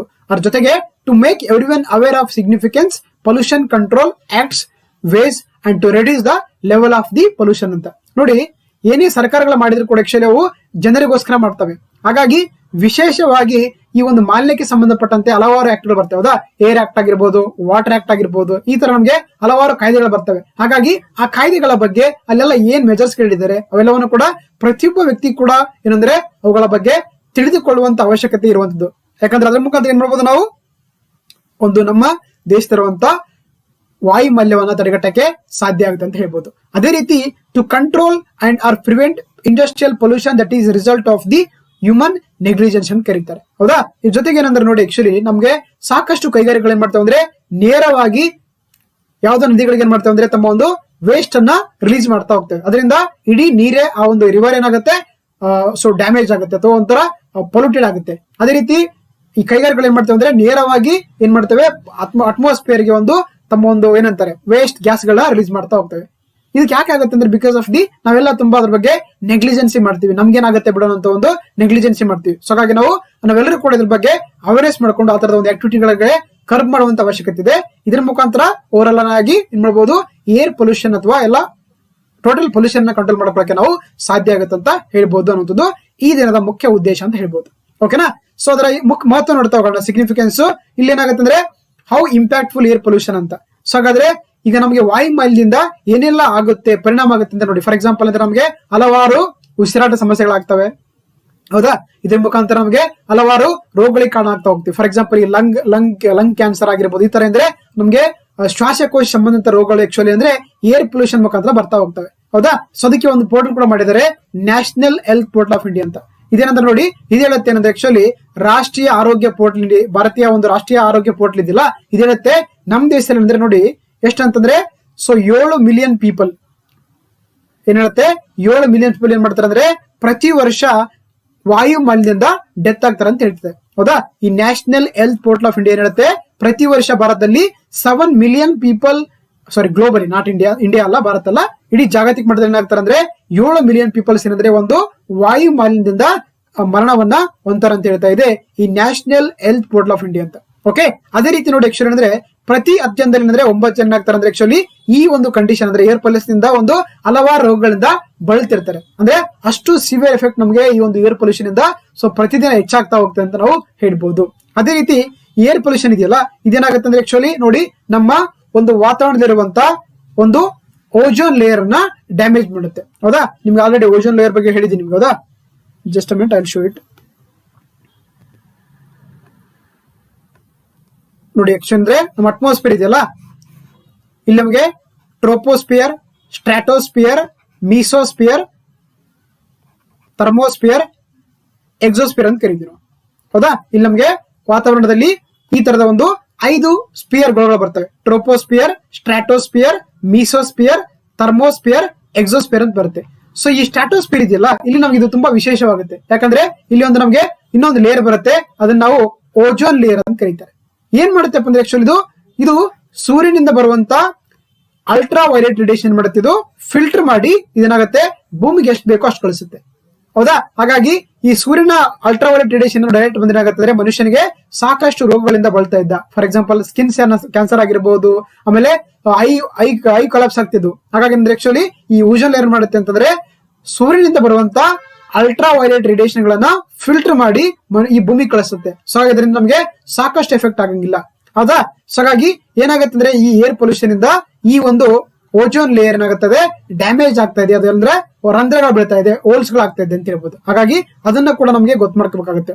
ಜೊತೆಗೆ ನೋಡಿ, pollutants present in the air can potentially pass through the protective barriers present in the body can damage your lungs, brain and heart ಅಂತ ಕರೀತಾರೆ. ಈಗ ನಾವೇನ್ ಮಾಡ್ತೀವಿ ಪ್ರತಿದಿನ ಪ್ರತಿ ಕ್ಷಣ ಕೂಡ ಏನ್ ಮಾಡ್ತೀವಿ ಅಂದ್ರೆ ಉಸಿರಾಟ ಮಾಡ್ತೀವಿ. ಅದರಲ್ಲಿ ಅಂದ್ರೆ ಏನಾದ್ರೂ ಕೂಡ ಒಂಥರ ಪೊಲ್ಯೂಟೆಂಟ್ಸ್ ಗಳು ಅಂದ್ರೆ ಹೊರಗಡೆ ಹೋದಾಗ ಏನಾಗುತ್ತೆ ಅಂದ್ರೆ ನಮಗೆ ನಮ್ಮ ಒಂದು ದೇಹದಲ್ಲಿರುವಂತ ಶ್ವಾಸಕೋಶ ಆಗಿರ್ಬೋದು, ಆಮೇಲೆ ಮೆದುಳು ಆಗಿರ್ಬೋದು, ಆಮೇಲೆ ನಮ್ಮ ಹೃದಯಕ್ಕೆ ಏನಾಗುತ್ತೆ ಅಂದ್ರೆ ಆಕ್ಚುಲಿ ಅದ್ರ ಮುಖಾಂತರ ಡ್ಯಾಮೇಜ್ ಆಗಿ ನಮ್ಮ ಪ್ರಾಣವನ್ನೇ ಕಳ್ಕೊಳ್ಳುವಂತ ಒಂದು ಸಾಧ್ಯತೆ ಇರುತ್ತದೆ because of the increasing the air pollution in the country ಅಥವಾ ಒಂದು ಗ್ಲೋಬಲ್ ಅಂತ ಹೇಳ್ಬೋದು. ಸೊ ಹಾಗೆ ನಾವು ಇದ್ರ ಬಗ್ಗೆ ಎಲ್ಲ ಕೂಡ ಒಂದು ಜಾಗೃತಿ ಇರುವಂತದ್ದು ಬಹಳ ಪ್ರಾಮುಖ್ಯತೆ ಅಂತ ಹೇಳ್ಬೋದು ನಾವು. ಜೊತೆಗೆ 2021 ನ್ಯಾಷನಲ್ ಪೊಲ್ಯೂಷನ್ ಪ್ರಿವೆನ್ಷನ್ ಡೇ ಅಥವಾ ಕಂಟ್ರೋಲ್ ಡೇ ನ ಒಂದು ಘೋಷವಾಕ್ಯ ಇಟ್ಕೊಂಡಿದ್ದಾರೆ ನೋಡಿ, rising awareness around the pollution ಅಂತ. ಹೌದಾ? ಅಂದ್ರೆ ನಾವು ಮಾಲಿನ್ಯದ ಕುರಿತು ಏನಂದ್ರೆ ಆಕ್ಚುಲಿ ನಮ್ಮ ಸುತ್ತಮುತ್ತಲರಿಗೆ ಏನಂತಂದ್ರೆ ಒಂದು ಜಾಗೃತಿ ಮೂಡಿಸುವಂತದ್ದು ಬಹಳ ಅವಶ್ಯಕತೆ ಅಂತ ಹೇಳ್ತದೆ. Rising awareness the around pollution ಅಂತ ಕರೀತಾರೆ, along with the urging government to adapt a policies that can help in the reducing the effects of the pollution ಅಂತ ಕರೀತಾರೆ. ಅಂದ್ರೆ ಸರ್ಕಾರಗಳು ಕೂಡ ಏನಂದ್ರೆ ಆಕ್ಚುಲಿ ಇದನ್ನ ರಿಡ್ಯೂಸ್ ಮಾಡ್ಕೊಳ್ಳಕ್ಕೆ ಹಲವಾರು ಪಾಲಿಸಿಗಳ ತರುವಂತ ಅವಶ್ಯಕತೆ ಇದೆ. ಇದ್ರ ಮುಖಾಂತರ ನಾವು ಮಾಲಿನ್ಯದ ಒಂದು ಪರಿಣಾಮವನ್ನ ಕಡಿಮೆಗೊಳಿಸಕ್ಕೆ ಸಾಧ್ಯ ಆಗುತ್ತೆ ಅಂತ ಹೇಳ್ತಾರೆ. ಸೊ ಹಾಗಾಗಿ ಥೀಮ್ ಇದೆ ರೈಸಿಂಗ್ ಅವೇರ್ನೆಸ್ ಅರೌಂಡ್ ಪೊಲ್ಯೂಷನ್ ಅಂತದ್ದು 2021 ರಾಷ್ಟ್ರೀಯ ಮಾಲಿನ್ಯ ನಿಯಂತ್ರಣ ದಿನದ ಒಂದು ಘೋಷವಾಕ್ಯ ಅಥವಾ ದೇಹವಾಕ್ಯವಾಗಿದೆ ಅಂತ ನಿಮಗೆ ಗೊತ್ತಿರಬೇಕಾಗುತ್ತೆ. ಓಕೆ, ನಾನು ಆಗ್ಲೇ ಹೇಳ್ತಿದ್ದೆ ಆಕ್ಚುಲಿ ಯಾಕೆ ನಾವು ಡಿಸೆಂಬರ್ 2 ತಗೊಂಡಿದ್ವಿ ಅಂತಂದ್ರೆ because of there is a Bhopal ಅನಿಲ ದುರಂತ ಆಗುತ್ತೆ 1984 ಡಿಸೆಂಬರ್ 2 ಮತ್ತು 3 ಆಗುತ್ತೆ. ಆ ಕಾರಣಕ್ಕೆ ನಾವು ಪ್ರತಿ ವರ್ಷ ಏನ್ ಮಾಡ್ತೀವಿ, December 2 national pollution control day ಆಗಿ ಆಚರಿಸ್ತೀವಿ ನೋಡಿ. ಸೊ ಈ ಭೂಪಾಲ್ ಗ್ಯಾಸ್ ಟ್ರಾಜಿಡಿ ಅಥವಾ ಕನ್ನಡದಿಂದ ನಾವು ಭೂಪಾಲ್ ಅನಿಲ ದುರಂತ ಅಂತ ಕರೀತಾರೆ ನೋಡಿ. ಈ ಭೂಪಾಲ್ ಅಂತ ಒಂಥರ ಸ್ಮಶಾನ ಆಗಿದೆ. ಬಾಡಿಗಳು ಯಾವ ತರ ಇದೆ, ಆಮೇಲೆ ಈ ತರ ಬಿಲ್ಡಿಂಗ್ ಎಲ್ಲ ಕೊಲಾಪ್ಸ್ ಆಗಿದೆ, ಎಲ್ಲ ಇಂಡಸ್ಟ್ರಿಯಲ್ ಕೂಡ ಕೊಲಾಪ್ಸ್ ಆಗಿದೆ, ಅದಂತ ಲ್ಯಾಂಡಿಂಗ್ ಎಲ್ಲ ಕೂಡ ಒಂಥರ ಬರೀ ಒಂದು ಏರ್ ಪೊಲ್ಯೂಷನ್ ಮುಖಾಂತರ ಕೂಡಿದೆ. ಸೊ ಇವೆಲ್ಲ ಕೂಡ ಒಂದು ಅದರಿಂದ ಆಗಿರುವಂತಹ ಒಂದು ಎಫೆಕ್ಟ್ ಅಂತ ಹೇಳ್ಬೋದು ನಾವು, ರೈಟ್? ಎಸ್. ಸೊ ಹಾಗಾಗಿ ನೋಡ್ತಾ ಹೋಗೋಣ, ಇದು ಈ ಭೋಪಾಲ್ ಗ್ಯಾಸ್ ಟ್ರಾಜಿಡಿ ಅಥವಾ ಕನ್ನಡದಲ್ಲಿ ಭೂಪಾಲ್ ಅನಿಲ ದುರಂತ ಅಂತ ಕರೀತಾರೆ. ಇದು ಆಗಿದ್ದ ಯಾವಾಗಪ್ಪ ಅಂದ್ರೆ 1984 ಡಿಸೆಂಬರ್ 2 ಮತ್ತು 3 ತಾರೀಕು ಆಕ್ಚುಲಿ ಈ ಒಂದು ದುರಂತ ಸಂಭವಿಸುತ್ತೆ. ಎಲ್ಲಿ ಅಂತಂದ್ರೆ ಅದು ಮಧ್ಯಪ್ರದೇಶದ ಕ್ಯಾಪಿಟಲ್ ಆಗಿರುವಂತಹ ಭೂಪಾಲ್ ಅಲ್ಲಿ ನೋಡಿ. ಈ ಮಧ್ಯಪ್ರದೇಶ ಭೂಪಾಲ್ ಏನಾಗುತ್ತೆ ಅಂದ್ರೆ ಒಂದು ಅಮೆರಿಕನ್ ಬೇಸ್ಡ್, ಹೌದಾ, US ಬೇಸ್ಡ್ ಒಂದು ಏನಾಗಿದೆ ಫರ್ಟಿಲೈಸರ್ ಕಂಪನಿ ಇತ್ತು. ಯಾವ್ದಪ್ಪ ಅಂತಂದ್ರೆ ಅದನ್ನ UC ಆಯಿಲ್ ಅಂತ ಕರೀತಾರೆ. UC ಆಯಿಲ್ ಅಂದ್ರೆ ಯೂನಿಯನ್ ಕಾರ್ಬೈಡ್ ಇಂಡಿಯಾ ಲಿಮಿಟೆಡ್ ಅಂತ ಒಂದೇನಾದ್ರೆ ಕಂಪನಿ ಏನ್ ಮಾಡುತ್ತೆ ಆಕ್ಚುಲಿ ಒಂದು ಫರ್ಟಿಲೈಸರ್ ಕಂಪನಿ ಆಗಿದೆ. ಅಂದ್ರೆ ಇದು ರಸಗೊಬ್ಬರಗಳ ತಯಾರಿಕೆ ಮಾಡುವಂತ ಒಂದು ಅಮೆರಿಕನ್ ಬೇಸ್ಡ್ ಕಂಪನಿ ಆಗಿದೆ, UCIL ಅಂತ ಇದೆ ನೋಡಿ. ಇದೇನ್ ಮಾಡುತ್ತೆ ಆಕ್ಚುಲಿ ಒನ್ ಡೇ ಏನಾಗುತ್ತೆ ಅಂದ್ರೆ ಆಕ್ಚುಲಿ ಆ ಡಿಸೆಂಬರ್ 23 ತಾರೀಕಲ್ಲಿ ಒಂದು ಟಾಕ್ಸಿಕ್ ಗ್ಯಾಸ್ ರಿಲೀಸ್ ಮಾಡುತ್ತೆ ಅಥವಾ ಅದೊಂದು ಲೀಕೇಜ್ ಆಗುತ್ತೆ. ಯಾವ್ದಪ್ಪ ಅಂತಂದ್ರೆ ಅದು ಆ ಟಾಕ್ಸಿಕ್ ಗ್ಯಾಸ್ ಯಾವ್ದಪ್ಪ ಅಂತಂದ್ರೆ ಮೀಥೈಲ್ ಐಸೋಸೈನೇಟ್ ಅಂತ ಇದೆ ನೋಡಿ, MIS ಅಂತ ಕರೀತಾರೆ. ಹೌದಾ? ಸೊ ಕನ್ನಡದಲ್ಲಿ ಬರ್ತೀನಿ, ಮೀಥೈಲ್ ಐಸೋಸೈನೇಟ್ ಅಂತ. ಸೋದಾ ಇದೊಂದು ಟಾಕ್ಸಿಕ್ ಗ್ಯಾಸ್ ಅಥವಾ ವಿಷಕಾರಿ ಅನಿಲ ಆಗಿದೆ. ಇದರ ಮುಖಾಂತರ ಏನ್ ಮಾಡುತ್ತೆ ಆಕ್ಚುಲಿ ಲೀಕೇಜ್ ಆಗಿ ಅಲ್ಲಿರುವಂತ ಏನು ವರ್ಕ್ ಮಾಡ್ತಿರುವಂತವ್ರು ಆಗಿರ್ಬೋದು, ಆ ರೀಸನ್ ಏನಾಗುತ್ತೆ ಹಲವಾರು ಜನ, ಹೌದಾ, ಅಂದ್ರೆ ಒಂದು ಮಧ್ಯಪ್ರದೇಶ ಸರ್ಕಾರದ ಒಂದು ರಿಪೋರ್ಟ್ ಪ್ರಕಾರ ಅಂದ್ರೆ ಸುಮಾರು 3787 ಜನ ಅಂದ್ರೆ ಡೆತ್ ಆಗ್ತಾರೆ. ಹಲವಾರು ಜನರಿಗೆ ಆಕ್ಚುಲಿ ಇದರಿಂದ ಒಂದು ಗಾಯಗಳಾಗ್ತವೆ ಅಂತ ಹೇಳ್ಬೋದು, because of the Bhopal gas tragedy ಅಂತ ಕರೀತಾರೆ. ಓಕೆನಾ? ಸೊ ಹಾಗಾಗಿ ಈ ಕಾರಣಕ್ಕಾಗಿ ಏನ್ ಮಾಡ್ತೀವಿ ನಾವು ಪ್ರತಿ ವರ್ಷ ಜನರಲ್ಲಿ ಅವೇರ್ನೆಸ್ ಮೂಡುವ, ಎಸ್ಪೆಷಲಿ ಪೊಲ್ಯೂಷನ್ ಸಂಬಂಧಪಟ್ಟಂತೆ ಅವೇರ್ನೆಸ್ ಮೂಡ್ಕೊಳ್ಳೋಕೆ ಆಕ್ಚುಲಿ ನಾವು December 2 national pollution control day ಆಗಿ ಆಚರಿಸ್ತಾ ಇದೀವಿ. ಸೊ ಹಾಗಾಗಿ ಇಲ್ಲಿ ನಿಮ್ಗೆ ಗೊತ್ತಿರಬೇಕಾಗುತ್ತೆ, ಕಂಪನಿ ಬಂದು UCIL ಅಥವಾ ಯೂನಿಯನ್ ಕಾರ್ಬೈಡ್ ಇಂಡಿಯಾ ಲಿಮಿಟೆಡ್ ಇದೆ. ಅಲ್ಲಿ ರಿಲೀಸ್ ಆಗುತ್ತಂತ ಟಾಕ್ಸಿಕ್ ಗ್ಯಾಸ್ ಅದಪ್ಪ ಅಂದ್ರೆ ಮೀಥೈಲ್ ಐಸೋಸೈನೇಟ್ ಆಗಿದೆ ಇಂದ ಮಧ್ಯಪ್ರದೇಶ ಕ್ಯಾಪಿಟಲ್ ಇರುವಂತಹ ಭೂಪಾಲ್ ಅಲ್ಲಿ. ಅದಕ್ಕೆ ಇದನ್ನ ಭೋಪಾಲ್ ಗ್ಯಾಸ್ ಟ್ರೆಜಡಿ ಅಂತ ಕರೀತಾರೆ. Okay, yes. Moving to the next topic. ನೋಡಿ, ರೀಸೆಂಟ್ ಆಗಿ ಏನಂದ್ರೆ ಆಕ್ಚುಲಿ ನಮ್ಮ ದೇಶದಲ್ಲಿ ಏನಾಗ್ತದೆ, ನಮ್ಮ ಏನ್ ಭಾರತೀಯ ಪ್ರಜೆಗಳಿದಾರಲ್ಲ, ನಾಗರಿಕರು ಇದಾರಲ್ಲ, ಅವ್ರು ಏನ್ ಮಾಡ್ತಾರೆ, ದೇಶ ಬಿಟ್ಟು ಹೋಗ್ತಾರೆ ಅಂತ ಹೇಳ್ತಿದ್ದಾರೆ. ಹೌದಾ? ಆ ಕಾರಣಕ್ಕಾಗಿ ಇದ್ರ ಬಗ್ಗೆ ನೋಡ್ತಾ ಹೋಗೋಣ. ಭಾರತೀಯ ಪೌರತ್ವವನ್ನ ಯಾವ ರೀತಿ ನಾವು ತ್ಯಜಿಸಬಹುದು, how renunciation of Indian citizenship ಅಂತ ಇದೆ. ಹೌದಾ? ಅಂದ್ರೆ ಭಾರತ ಪೌರತ್ವವನ್ನು ನಾವು ಯಾವ ರೀತಿ ತ್ಯಜಿಸಬಹುದು ಅಥವಾ ಅದನ್ನ ಯಾವ ರೀತಿ ನಾವು ರಿನೌನ್ಸ್ ಮಾಡಬಹುದು ಅನ್ನೋ ಬಗ್ಗೆ ಸೊ ಡಿಸ್ಕಸ್ ಮಾಡ್ತಾ ಹೋಗೋಣ. ನೋಡಿ, ನಿಮ್ಗೆಲ್ಲ ಗೊತ್ತಿರುವಂತೆ ಈಗಂದ್ರೆ ಪಾರ್ಲಿಮೆಂಟ್ ಅಲ್ಲಿ ಸೆಷನ್ಗಳಾಗ್ತಾ ಇದೆ. ಹೌದಾ? ಅಧಿವೇಶನ ನಡೀತಾ ಇದೆ. ಅಲ್ಲಿ ಕೇಂದ್ರದ ಗೃಹ ಸಚಿವಾಲಯ ಅಥವಾ ಮಿನಿಸ್ಟ್ರಿ ಆಫ್ ಹೋಮ್ ಅಫೇರ್ಸ್ ಏನ್ ಮಾಡುತ್ತೆ, ಲೋಕಸಭೆಯಲ್ಲಿ ಅಂದ್ರೆ ಪ್ರಶ್ನೆ ಕೇಳಿರ್ತಾರೆ, ಅವರಿಗೆ ಉತ್ತರ ಕೊಡ್ಬೇಕಾದ್ರೆ ಹೇಳ್ತಾರರು, ಹೌದು ನಮ್ ದೇಶದಲ್ಲಿ ಅಂದ್ರೆ ಸುಮಾರು ಲಾಸ್ಟ್ 5 ವರ್ಷದಿಂದ ಏನಂದ್ರೆ 6 ಲಕ್ಷಕ್ಕಿಂತ ಹೆಚ್ಚು ಜನ ಏನ್ ಮಾಡಿದ್ದಾರೆ, ಭಾರತವನ್ನ ಬಿಟ್ಟು ಅಥವಾ ಭಾರತ ಒಂದು ಪೌರತ್ವವನ್ನು ಏನ್ ಮಾಡಿದ್ದಾರೆ, ತ್ಯಜಿಸಿ ಬೇರೆ ದೇಶಕ್ಕೆ ಹೋಗಿದ್ದಾರೆ ಅಂತ ಹೇಳಿದ್ದಾರೆ. ಅಂದ್ರೆ ತುಂಬಾ ಜಾಸ್ತಿ ಆಗ್ತದೆ ಅಂತ ಹೇಳ್ತಾರೆ. ಲಾಸ್ಟ್ 5 years ಅಲ್ಲಿ ಅಂದ್ರೆ ಸುಮಾರು 6 ಲಕ್ಷಕ್ಕಿಂತ ಹೆಚ್ಚು ಭಾರತೀಯರು ತಮ್ಮ ಭಾರತೀಯ ಪೌರತ್ವವನ್ನ ತ್ಯಜಿಸಿ ಏನ್ ಮಾಡಿದರೆ ಬೇರೆ ದೇಶಕ್ಕೆ ಹೋಗ್ತಿದ್ದಾರೆ ಅಂತೇಳಿ ರೀಸೆಂಟ್ ಆಗಿ ಹೇಳಿರೋ ಒಂದು ಸ್ಟೇಟ್ಮೆಂಟ್ ಕೊಟ್ಟಿರುವಂತ ministry of the home affairs ಆಗಿದೆ. ಆದ್ರೆ ಯಾಕೆ ಹೋಗಿದ್ದಾರೆ ಅಂತ ಮಾತ್ರ ಕಾರಣ ಹೇಳಿಲ್ಲ ಅವರು. there is no reason mentioned by the Ministry of Home Affairs. Okay, that is a renunciation of the Indian citizens ಅಂತ. ಸೊ ಅದ್ರ ಬಗ್ಗೆ ನೋಡ್ತಾ ಹೋಗೋಣ, ರೈಟ್? ನೋಡಿ, ಇನ್ನು ಇಲ್ಲಿ ಇದನ್ನ ನಾವು ಇಂಡಿಯನ್ ಪಾಲಿಟಿ ಅಲ್ಲಿ ಡಿಸ್ಕಸ್ ಮಾಡುವಂತ ಟಾಪಿಕ್ ಆಗಿದ್ದು, ಅದನ್ನ ನಾವು ಪೌರತ್ವ ಟಾಪಿಕ್ ಅಂತ ಕರಿತೀವಿ. ಅದನ್ನ ಇಂಗ್ಲಿಷ್ ನಲ್ಲಿ ಸಿಟಿಜನ್ಶಿಪ್ ಅಂತ ಕರೀತಾರೆ. ಓಕೆ, ಸೊ ಇದನ್ನ ನಮ್ಮ ಸಂವಿಧಾನದ 2ನೇ ಭಾಗದಲ್ಲಿ ಮೆನ್ಷನ್ ಮಾಡಿದ್ದೀವಿ. ಇದನ್ನ ಭಾರತ ಸಂವಿಧಾನದ 2ನೇ ಭಾಗದಲ್ಲಿ ಪೌರತ್ವ ಅಂತ ಒಂದು ಟಾಪಿಕ್ ಇದೆ. ಸೊ ಇದು ಆರ್ಟಿಕಲ್ ಬರುವಂತದ್ದು ಏನಂದ್ರೆ ಆರ್ಟಿಕಲ್ 5 to 11 ಇದೆಯಲ್ಲ, so these articles are related to the citizenship of India ಅಂತ ಇದೆ. ಓಕೆ, ಅದೇ ರೀತಿ ನಾವು ನಮ್ಮ ದೇಶದಲ್ಲಿ ಏನ್ ಮಾಡಿದ್ವಿ ಅಂದ್ರೆ ಏಕ ಪೌರತ್ವನ ನಾವು ಅಳವಡಿಸಿಕೊಂಡಿದ್ದೇವೆ, ಸಿಂಗಲ್ ಸಿಟಿಜನ್ಶಿಪ್ ಅಂತ ಕರಿತೀವಿ. ಏನ್ ಮಾಡಿದ್ವಿ ನಾವು, ಏಕ ಪೌರತ್ವನ ನಮ್ಮ ದೇಶದಲ್ಲಿ ಅಳವಡಿಸಿಕೊಂಡಿದ್ದೇವೆ.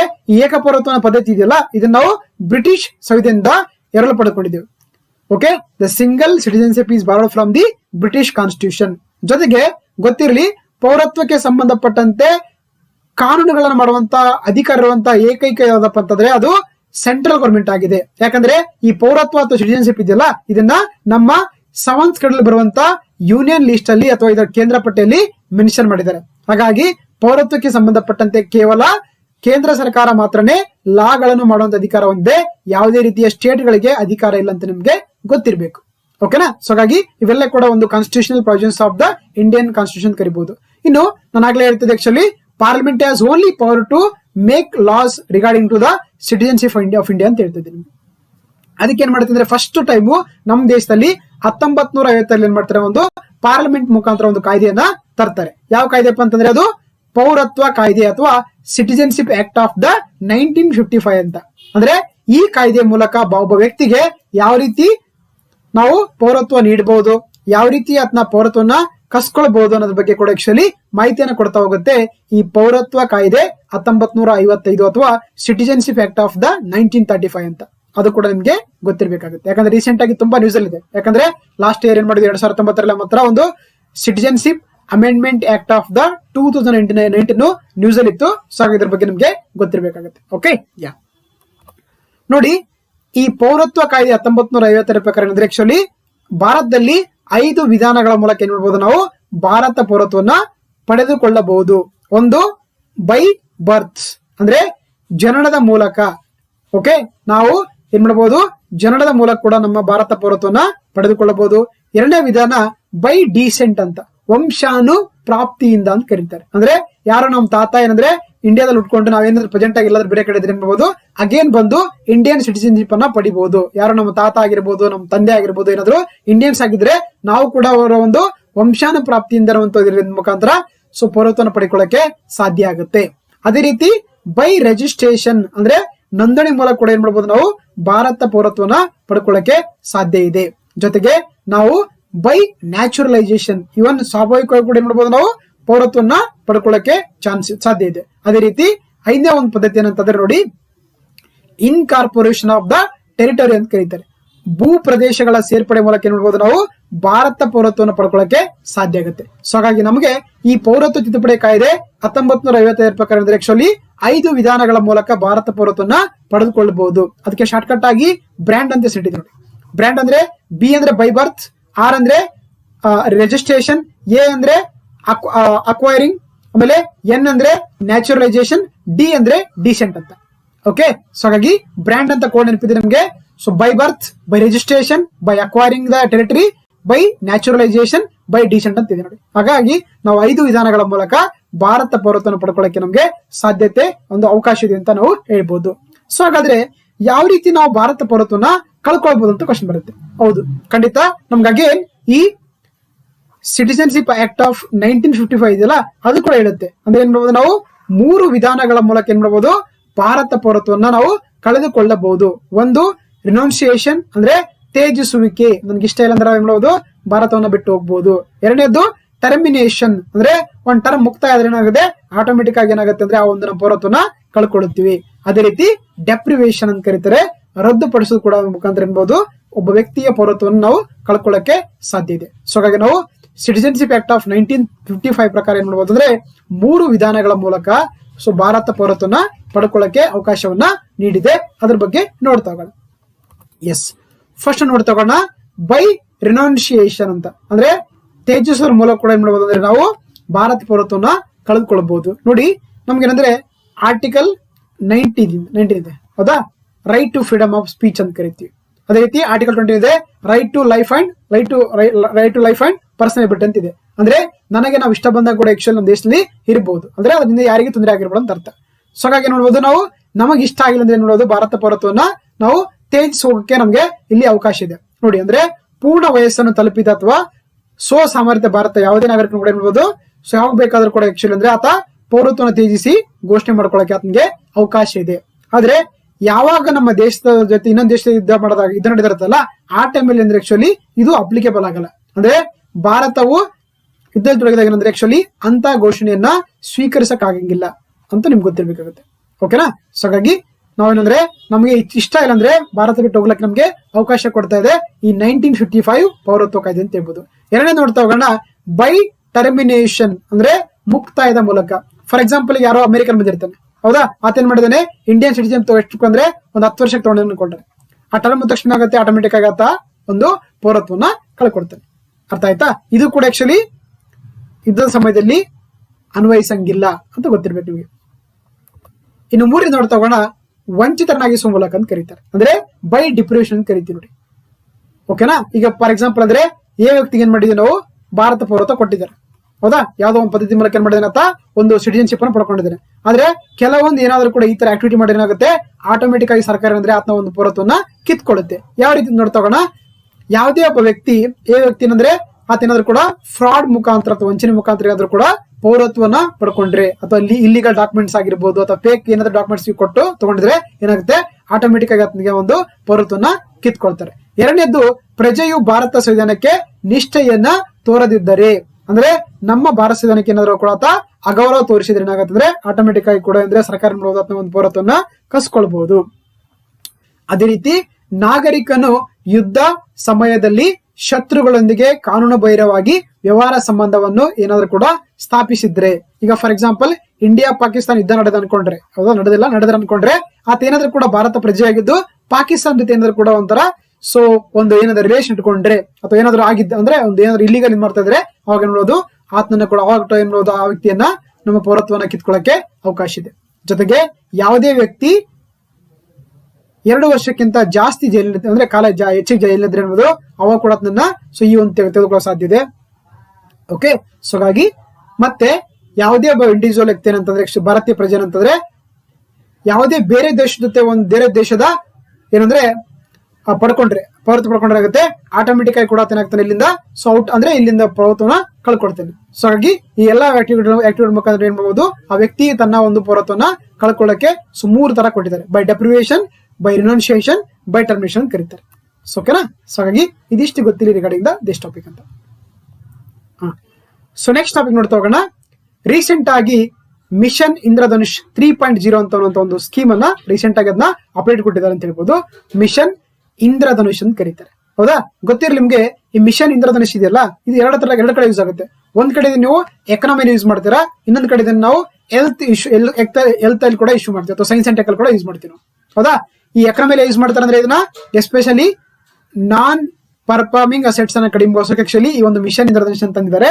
ಅದೇ ರೀತಿ ಹೆಲ್ತ್ ಅಲ್ಲಿ ಕೂಡ ಆಕ್ಚುಲಿ ಮಿಷನ್ ಇಂದ್ರಧನುಷ್ ಇದೆ. ಹಾಗಾಗಿ ನಾನು ಹೇಳ್ತಿರುವಂತದ್ದು ಏನಂದ್ರೆ actually it is related to the health ಅಂತ ಹೇಳ್ಬೋದು. ಇದು ಆರೋಗ್ಯಕ್ಕೆ ಸಂಬಂಧಪಟ್ಟಂತ ಸ್ಕೀಮ್ ಇದೆಯಲ್ಲ, that is called the mission Indradhanush 3.0 ಆಗಿದೆ ಅಥವಾ 0 ಅಂತ ಹೇಳ್ಬೋದು. ಅವ್ರ ಬಗ್ಗೆ ನೋಡ್ತಾ ಹೋಗೋಣ.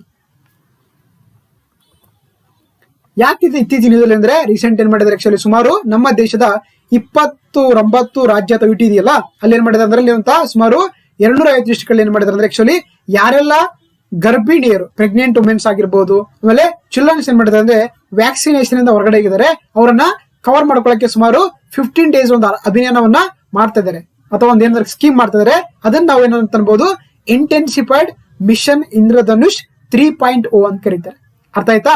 ಯಾರೆಲ್ಲ ರೀಸೆಂಟ್ ಆಗಿ ಏನಂದ್ರೆ ಆಕ್ಚುಲಿ ಸುಮಾರು 250 ಜಿಲ್ಲೆಗಳಲ್ಲಿ ಯಾರೆಲ್ಲ ಈ ಗರ್ಭಿಣಿಯರಾಗಿರ್ಬೋದು, ಮಕ್ಕಳಂದ್ರೆ ವ್ಯಾಕ್ಸಿನ್ ಇಂದ ಏನಾದ್ರು ಕೂಡ ಲಸಿಕೆಯನ್ನು ತಪ್ಪಿಸ್ಕೊಂಡಿದ್ರೆ ಅವರನ್ನ ಕವರ್ ಮಾಡ್ಕೊಳ್ಳಕ್ಕೆ ಆಕ್ಚುಲಿ ಈ ಇಂಟೆನ್ಸಿಫೈಡ್ ಮಿಷನ್ ಇಂದ್ರಧನುಷ್ 3.0 ಅನ್ನುವಂತ ಒಂದು ಸ್ಕೀಮ್ ಅನ್ನ ರೀಸೆಂಟ್ ಆಗಿ ಒಂದು 3.0 ವರ್ಷನ್ ಅನ್ನ ರೀಸೆಂಟ್ ಆಗಿ ಸ್ಟಾರ್ಟ್ ಮಾಡಲಾಗಿದೆ ಅಂತ ಹೇಳ್ಬೋದು. ಓಕೆ, ಸೊ ಹಾಗಾಗಿ ಇದರ ಮುಖಾಂತರ ಏನ್ ಮಾಡಲಾಗುತ್ತೆ ಅಂದ್ರೆ ಸುಮಾರು 9.5 ಲಕ್ಷ ಮಕ್ಕಳು ಮತ್ತೆ 2.2 ಲಕ್ಷ ಗರ್ಭಿಣಿಗೆ ಏನಂದ್ರೆ ಆಕ್ಚುಲಿ ಲಸಿಕೆ ಕೊಡುವಂತದ್ದು ಈ ಒಂದು ಸ್ಕೀಮ್ ಅಲ್ಲಿರುವಂತ ಒಂದು ಉದ್ದೇಶ ಗುರಿ ಅಂತ ಹೇಳ್ಬೋದು ನಾವು. ಓಕೆನಾ. ಸೊ ಹಾಗಾಗಿ ಅದು ಕೂಡ ನಿಮಗೆ ಗೊತ್ತಿರಬೇಕಾಗುತ್ತೆ. ಇದನ್ನ ಬೋತ್ ಸ್ಟೇಟ್ ಅಲ್ಲಿ ಕೂಡ ಇದನ್ನ ಜಾರಿಗೊಳಿಸಿದರೆ, ಈವನ್ ಕೇಂದ್ರಾಡಳಿತ ಪ್ರದೇಶದಲ್ಲಿ ಕೂಡ ಆಕ್ಚುಲಿ ಈ ಒಂದು ಸ್ಕೀಮ್ ಅನ್ನ ಪ್ರೆಸೆಂಟ್ ಆಗಿ ಸೊ ಜಾರಿಗೊಳಿಸ್ತಾರೆ ಅಂತ ನಾವು ಹೇಳ್ಬೋದು. ಇನ್ನು ಇದ್ರ ಬಗ್ಗೆ ನೋಡ್ಬೇಕಾದ್ರೆ ಆಕ್ಚುಲಿ ಇಂದ್ರಧನುಷ್ 3.0 ಇದೆಯಲ್ಲ, ಇದ್ರ ಬಗ್ಗೆ ನೋಡ್ಬೇಕಾದ್ರೆ ಇದನ್ನ it is also called the intensified mission Indradhanush 3.0 ಅಂತ ಕರೀತಾರೆ. ಇದರ ಮುಖ್ಯ ಉದ್ದೇಶ ಅಂದ್ರೆ ಯಾರೆಲ್ಲ ಮಕ್ಕಳು ಗರ್ಭಿಣರು ಲಸಿಕೆಯಿಂದ ವಂಚಿತರಾಗಿ ಹೊರಗುಳಿದಿರ್ತಾರೆ ಅವರನ್ನ ಕವರ್ ಮಾಡುವಂತದ್ದು ಈ ಇಂದ್ರಧನುಷ್ 3.0 ಒಂದು ಮುಖ್ಯ ಉದ್ದೇಶವಾಗಿದೆ. ಸೊ ಹಾಗಾಗಿ ಇಲ್ಲಿ ಏನ್ ಮಾಡ್ತಾರೆ ಅಂದ್ರೆ ಆಕ್ಚುಲಿ ಈ ಮಿಷನ್ ಮುಖಾಂತರ ಅಂದ್ರೆ ಒಂದು ಮಧ್ಯಸ್ಥಿಕೆ ಮುಖಾಂತರ ಆ ಮಕ್ಕಳು ಮತ್ತೆ ಗರ್ಭಿಣಿಯರಿಗೆ ಪ್ರತಿ ರಕ್ಷಣೆಯನ್ನ ವೇಗಗೊಳಿಸಕ್ಕೆ ಈ ಒಂದು ಇದರಲ್ಲಿ ಒಂದು ಗುರಿಯನ್ನು ಇಟ್ಕೊಂಡಿರೋದಂತ ನಾವು ನೋಡಬಹುದು. ಸೊ ಹಾಗಾಗಿ ಇದು ಸುಮಾರು ಫೆಬ್ರವರಿ 22 15 ದಿನಗಳ ಕಾಲ ಆಕ್ಚುಲಿ ಅಂದ್ರೆ ಇದನ್ನ ಇದು ಮೊದಲಂತ ಮಾಡಿದ್ರು, ಈಗ ನೆಕ್ಸ್ಟ್ ಹಂತವನ್ನ ಪ್ರೆಸೆಂಟ್ ಆಗಿ ಮಾಡ್ತಾರೆ ಅಂತ ಹೇಳ್ಬೋದು. ಇದರಲ್ಲಿ ಟೋಟಲ್ ಆಗಿ ಈಗ 29 ಸ್ಟೇಟ್ ಯುಟಿಗಳು ಕವರ್ ಮಾಡಿದ್ದಾರೆ. ಸೊ ಅದರಲ್ಲಿ ಬರುವಂತ 250 ಜಿಲ್ಲೆಗಳಲ್ಲಿ ಕೂಡ ಆಕ್ಚುಲಿ ಒಂದು ಸ್ಕೀಮ್ ಅನ್ನ ಇಂಪ್ಲಿಮೆಂಟೇಷನ್ ಮಾಡ್ತಾರೆ ಅಂತ ಹೇಳ್ಬೋದು. ಓಕೆ, ಸೊ ಹಾಗಾಗಿ ಯಾಕಂದ್ರೆ ಏನಾಗಿತ್ತು ಅಂದ್ರೆ ಲಾಸ್ಟ್ ಇಯರ್ ಅಲ್ಲಿ ಏನಾಗಿತ್ತು ಅಂದ್ರೆ ಈ ಕೋವಿಡ್ 19 ಎಷ್ಟೋ ಜನರು ಒಂದು ವ್ಯಾಕ್ಸಿನ್ ತಗೊಂಡಿಲ್ಲ, ಲಸಿಕೆ ತಗೊಂಡಿರಂಗಿಲ್ಲ. ಅದಕ್ಕೆ ಆಕ್ಚುಲಿ ಈಗ ಅದರಲ್ಲಿ ಕವರ್ ಮಾಡ್ಕೊಳ್ಳಕ್ಕೆ ಒಂದು 3.0 ಅನ್ನೋ ಸ್ಕೀಮ್ ಅನ್ನ ಜಾರಿಗೊಳಿಸ್ತಾರೆ ಅಂತ ನಾವು ಹೇಳ್ಬೋದು. ನೋಡಿ ಇಲ್ಲಿ ಜಿಲ್ಲೆಗಳ ವರ್ಗೀಕರಣ ಮಾಡ್ತಾ ಹೋಗ್ತಾರೆ. ಹೌದಾ, ಸೊ ಇಂಟೆನ್ಸಿಫೈಡ್ ಮಿಷನ್ ಇಂದ್ರಧನುಷ್ 3.0 ಇದೆಯಲ್ಲ, ಇಲ್ಲಿ ಅಂದ್ರೆ ನಮ್ಮ ದೇಶದಲ್ಲಿರುವಂತಹ 250 ಜಿಲ್ಲೆಗಳು ಅಂದ್ರೆ ಇದೆಯಲ್ಲ ಅದರಲ್ಲಿ ಏನ್ ಮಾಡಿದ್ದಾರೆ ಸುಮಾರು 313 ಜಿಲ್ಲೆಗಳಿದೆಯಲ್ಲ ಅವುಗಳು ತುಂಬಾ ಲೆಸ್ ಡೇಂಜರ್ ಅಥವಾ ಕಡಿಮೆ ಅಪಾಯ ಹೊಂದಿರುವಂತಹ ಇದಾಗಿದೆ ಅಂತ ಹೇಳ್ಬೋದು. ಅದೇ ರೀತಿ 152 ಇದೆಯಲ್ಲ ಇವುಗಳು ಕೂಡ ಮಧ್ಯಮ ಅಪಾಯ ಅಥವಾ ಮೀಡಿಯಂ ಡೇಂಜರ್ ಅಂತ ಹೇಳ್ಬೋದು. ಅದೇ ರೀತಿ 250ಕ್ಕಿಂತ ಹೆಚ್ಚು ಏನು ಜಿಲ್ಲೆಗಳಿದೆಯಲ್ಲ ಅವುಗಳು ತುಂಬಾ ಏನಂತಂದ್ರೆ ಅಪಾಯದ ಅಂಚಿನ ಅಂತ ಹೇಳ್ತಾರೆ. ಸೊ ಹಾಗಾಗಿ ಇಲ್ಲಿ ಜಾಸ್ತಿ ಫೋಕಸ್ ಮಾಡ್ಕೊಳ್ಳಕ್ಕೆ ಆಕ್ಚುಲಿ ಇಂದ್ರಧನುಷ್ ಮಿಷನ್ 3.0 ಅನ್ನ ಸೊ ಈ ಕಡೆ ಫೋಕಸ್ ಮಾಡುವಂತದ್ದಿರೋ ಒಂದು ಮುಖ್ಯ ಉದ್ದೇಶ ಆಗಿದೆ ಅಂತ ನಾವು ಹೇಳ್ಬೋದು. ಸೊ ಹಾಗಾದ್ರೆ ಏನಿದು ಮಿಷನ್ ಇಂದ್ರಧನುಷ್ ನೋಡ್ತಾ ಹೋಗೋಣ. ಈ ಒಂದು ಸ್ಕೀಮ್ ಅನ್ನ ಫಸ್ಟ್ ಟೈಮ್ ಸ್ಟಾರ್ಟ್ ಮಾಡಿದ ಯಾವಾಗಪ್ಪ ಅಂತಂದ್ರೆ 2014 ಡಿಸೆಂಬರ್ 25 ಆಕ್ಚುಲಿ ಈ ಒಂದು ಮಿಷನ್ ಇಂದ್ರಧನುಷ್ ಅಂತ ಸ್ಕೀಮ್ ಅನ್ನ ಲಾಂಚ್ ಮಾಡ್ತಾರೆ. ಹೌದಾ, ಇದೊಂದು ಫಸ್ಟ್ ಲಸಿಕಾ ಅಭಿಯಾನ ಆಗಿದೆ ಅಂತ. ಇಟ್ಸ್ ಎ ವ್ಯಾಕ್ಸಿನೇಷನ್ ಕ್ಯಾಂಪೇನ್ ಅಂತ ಕರಿಬಹುದು.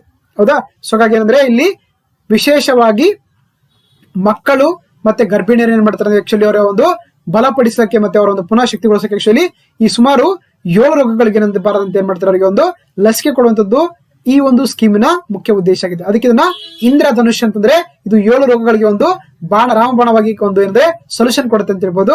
That is called the mission Indradhanush ಅಂತ ಕರೀತಾರೆ. ಸೊ ಅದಾ ಇಲ್ಲಿ ಏನ್ ಮಾಡ್ತಾರೆ ಅಂದ್ರೆ ನೋಡಿ ಆಕ್ಚುಲಿ ಈ ಒಂದು ಯಾರೆಲ್ಲ ಲಸಿಕೆ ಆಗ್ತಾರೆ ಅಂತಂದ್ರೆ ಅದು 2 ವರ್ಷಕ್ಕಿಂತ ಕಡಿಮೆ ವಯಸ್ಸಿನ ಮಕ್ಕಳಾಗಿರ್ಬೋದು, ಆಮೇಲೆ ಗರ್ಭಿಣಿಗೆ ಏನ್ ಮಾಡ್ತಾರೆ ಅಂದ್ರೆ ಎಲ್ಲಾ ಲಸಿಕೆಗಳನ್ನ ಸಂಪೂರ್ಣವಾಗಿ ರೋಗ ನಿರೋಧಕ ಒಂದು ಲಸಿಕೆ ನೀಡುವಿಕೆಯನ್ನು ಆಕ್ಚುಲಿ ಇದ್ರೆ ಇದರಲ್ಲಿ ಖಚಿತಪಡಿಸಲಾಗುತ್ತೆ ಅಂತ ಹೇಳ್ಬೋದು.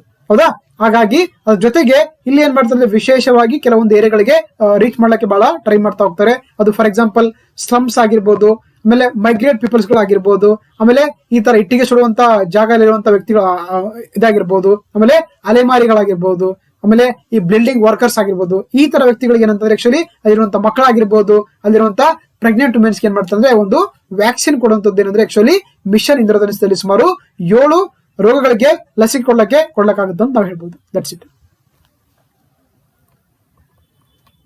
ಸೊ ಇಲ್ಲಿ ಏನಂದ್ರೆ ನೋಡಿ ಯಾವೆಲ್ಲ ರೋಗಗಳು ಬರ್ತಾವೆ ಅಂದ್ರೆ ಗೊತ್ತಿರ್ಬೇಕಾಗುತ್ತೆ ನಿಮ್ಗೆ.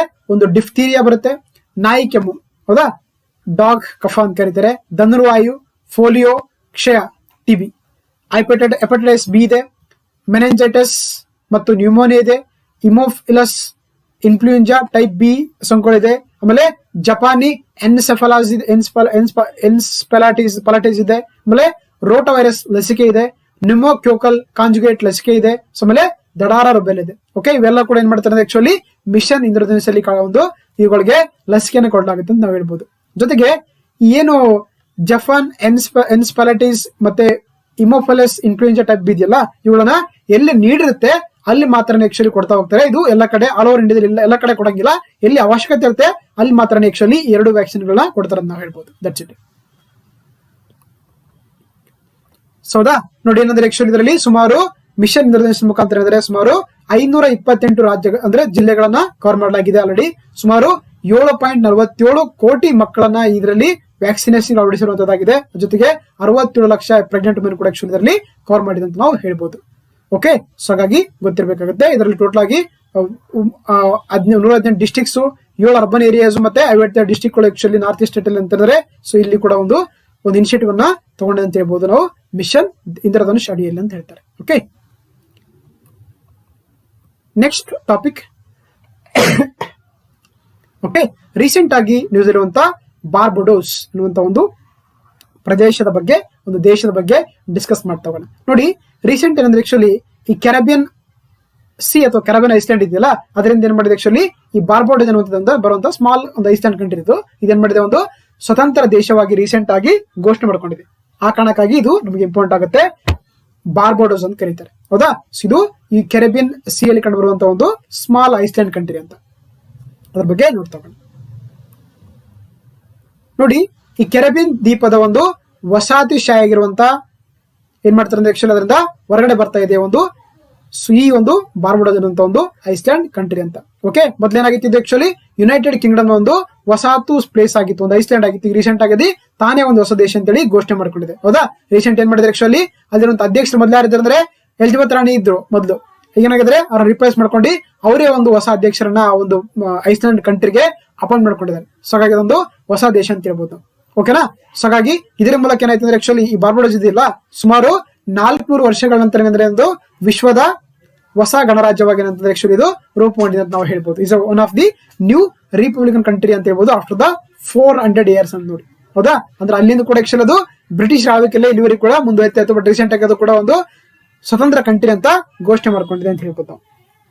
ರೈಟ್, ಸೊ ಇನ್ನು ಈ ಬಾರ್ಬಡೋಸ್ ಏನ್ ಮಾಡ್ತಾರೆ ಆಕ್ಚುಲಿ ಒಂದು ಬ್ರಿಟಿಷರ ಒಂದು ವಸಾಹತು ಅಥವಾ ಕಾಲನೈಸ್ ಆಗಿತ್ತು. ಇದನ್ನ 1940 ಏನ್ ಮಾಡ್ತಾರೆ ಆಕ್ಚುಲಿ ಸುಮಾರು 3 ಲಕ್ಷಕ್ಕಿಂತ ಹೆಚ್ಚು ಜನರು ಏನ್ ಮಾಡ್ತಾರೆ, ಕಡಿಮೆ ಜನರು ಏನ್ ಮಾಡ್ತಾರೆ ಆಕ್ಚುಲಿ ಬ್ರಿಟಿಷ್ ರಾಜಪುರತ್ವದೊಂದಿಗೆ ಉಳಿಸ್ಕೊಳ್ಳಕ್ಕೆ ಅವ್ರು ಮಾಡ್ತಾರೆ. ಅದು ರೀಸೆಂಟ್ ಏನ್ ಮಾಡಿದ್ರೆ ಆಕ್ಚುಲಿ ನಮಗೂ ಕೂಡ ಸಪರೇಟ್ ಕಂಟ್ರಿ ಬೇಕಂತೇಳಿ ಬಹಳಷ್ಟು ಜನರಲ್ಲಿ ಸ್ಟ್ರೈಕ್ ಮಾಡ್ತಾ ಇದ್ರು. ಹಾಗಾಗಿ ಅದಕ್ಕೆ ಅವಕಾಶ ಕೊಟ್ಟಿದ್ರು ಅಂತ ಹೇಳ್ಬೋದು. ಹಾಗಾಗಿ ನೋಡಿ ಇದು 1965 ಏನಾಗಿದೆ ಒಂದು ಬ್ರಿಟಿಷ್ ಸಾಮ್ರಾಜ್ಯದ ಒಂದು ವಸಾಹತು ಪ್ರದೇಶ ಆಗಿತ್ತು ಯಾವುದು ಈ ಬಾರ್ಬಡೋಸ್ ಅಂತ. ಸೊ ಹಾಗಾಗಿ ಇದೇನಂದ್ರೆ ಬ್ರಿಟಿಷ್ ಏನ್ ಪಾಲಿಸಿ ಮಾಡ್ತಾರ ಅದನ್ನ ತುಂಬಾ ಅಚ್ಚುಕಟ್ಟಾಗಿ ಅನುಸರಿಸ್ತಾ ಇತ್ತು. ಅದಕ್ಕೆ ಅದನ್ನ ಏನ್ ಕರಿತೀವಿ ಅಂದ್ರೆ ನಾವು ಲಿಟಲ್ ಇಂಗ್ಲೆಂಡ್ ಅಂತ ಕರೀತಾರೆ. ಈ ಬಾರ್ಬಡೋಸ್ ಇದೆಯಲ್ಲ ಇದನ್ನ ಲಿಟಲ್ ಇಂಗ್ಲೆಂಡ್ ಅಂತ ಕರೀತಾರೆ. ಅಂದ್ರೆ ಅಷ್ಟು ಆ ತರದ ಒಂದು ಎಫೆಕ್ಟ್ ಅನ್ನ ಬೀರು ಅಂತ ಹೇಳ್ಬೋದು. ಓಕೆನಾ. ಜೊತೆಗೆ ಇದರ ಮುಖಾಂತರ ಏನಂದ್ರೆ ಗೊತ್ತಿರಲಿ ನಿಮ್ಗೆ, ಈ ಬಾರ್ಬಡೋಸ್ ಇದೆಯಲ್ಲ ಇದು ಕೂಡ ಪ್ರೆಸೆಂಟ್ ಆಗಿ 54 ಕಾಮನ್ವೆಲ್ತ್ ಕಂಟ್ರಿ ಕೂಡ ಅಗೇನ್ ಮುಂದುವರಿತ ಅಂತ ಹೇಳ್ಬೋದು. ಇನ್ನು ಈ ಕೆರೆಬಿಯನ್ ದ್ವೀಪದ ಒಂದು ಅತ್ಯಂತ ಪೂರ್ವ ದಿಕ್ಕು ಈಸ್ಟ್ ಪರ್ಸನ್ ನಾವು ಮ್ಯಾಪ್ ಅಲ್ಲಿ ನೋಡ್ತಾ ಹೋಗೋಣ. ಸೊ ಇಲ್ಲಿ ಕಾಣಿಸ್ತಾ ಇದೆಯಲ್ಲ, this is called the Barbados ಅಂತ ಕರೀತಾರೆ. ಬಾರ್ಬಡೋಸ್ ಅಂತ ಕರೀತಾರೆ. ಇದೊಂದು ಕೆರೆಬಿಯನ್ ಐಸ್ಲ್ಯಾಂಡ್ ಬರುವಂತ ಒಂದು ಸ್ಮಾಲ್ ಒಂದು ಐಸ್ಲ್ಯಾಂಡ್ ಕಂಟ್ರಿ ಅಂತ ಹೇಳ್ಬೋದು. ಅದು ರೀಸೆಂಟ್ ಆಗಿ ಒಂದು ಇಂಡಿಪೆಂಡೆಂಟ್ ನ್ಯೂ ರಿಪಬ್ಲಿಕ್ ಕಂಟ್ರಿ ಆಗಿ ಹೊರಹೊಮ್ಮಿರೋದು ನಮಗೆ ಗೊತ್ತಿರುವಂತದ್ದಾಗಿದೆ. That is called the Barbados ಅಂತ ಕರೀತಾರೆ. ಓಕೆ, ಇದು ಏನಂದ್ರೆ ಆಕ್ಚುಲಿ ನಾರ್ತ್ ಅಮೆರಿಕಾ ಮತ್ತೆ ಸೌತ್ ಅಮೆರಿಕಾ ಬರುವಂತ ಇಲ್ಲಿ ಬರುತ್ತೆ ಹೌದಾ. This is called the north America, so this is called the south America. ಇಲ್ಲಿ ನಮಗೆ ಕೆರೆಬಿಯನ್ ಸಿ ಬರುತ್ತೆ. ಅದರಲ್ಲಿ ಒಂದು ಸ್ಮಾಲ್ ಐಸ್ಲ್ಯಾಂಡ್ ಅಂತಂದ್ರೆ ಅದು ನಮಗೆ ಬಾರ್ಬಡೋಸ್ ಅಂತ ಗೊತ್ತಿರಬೇಕಾಗುತ್ತೆ. Okay, yes, moving to the next topic.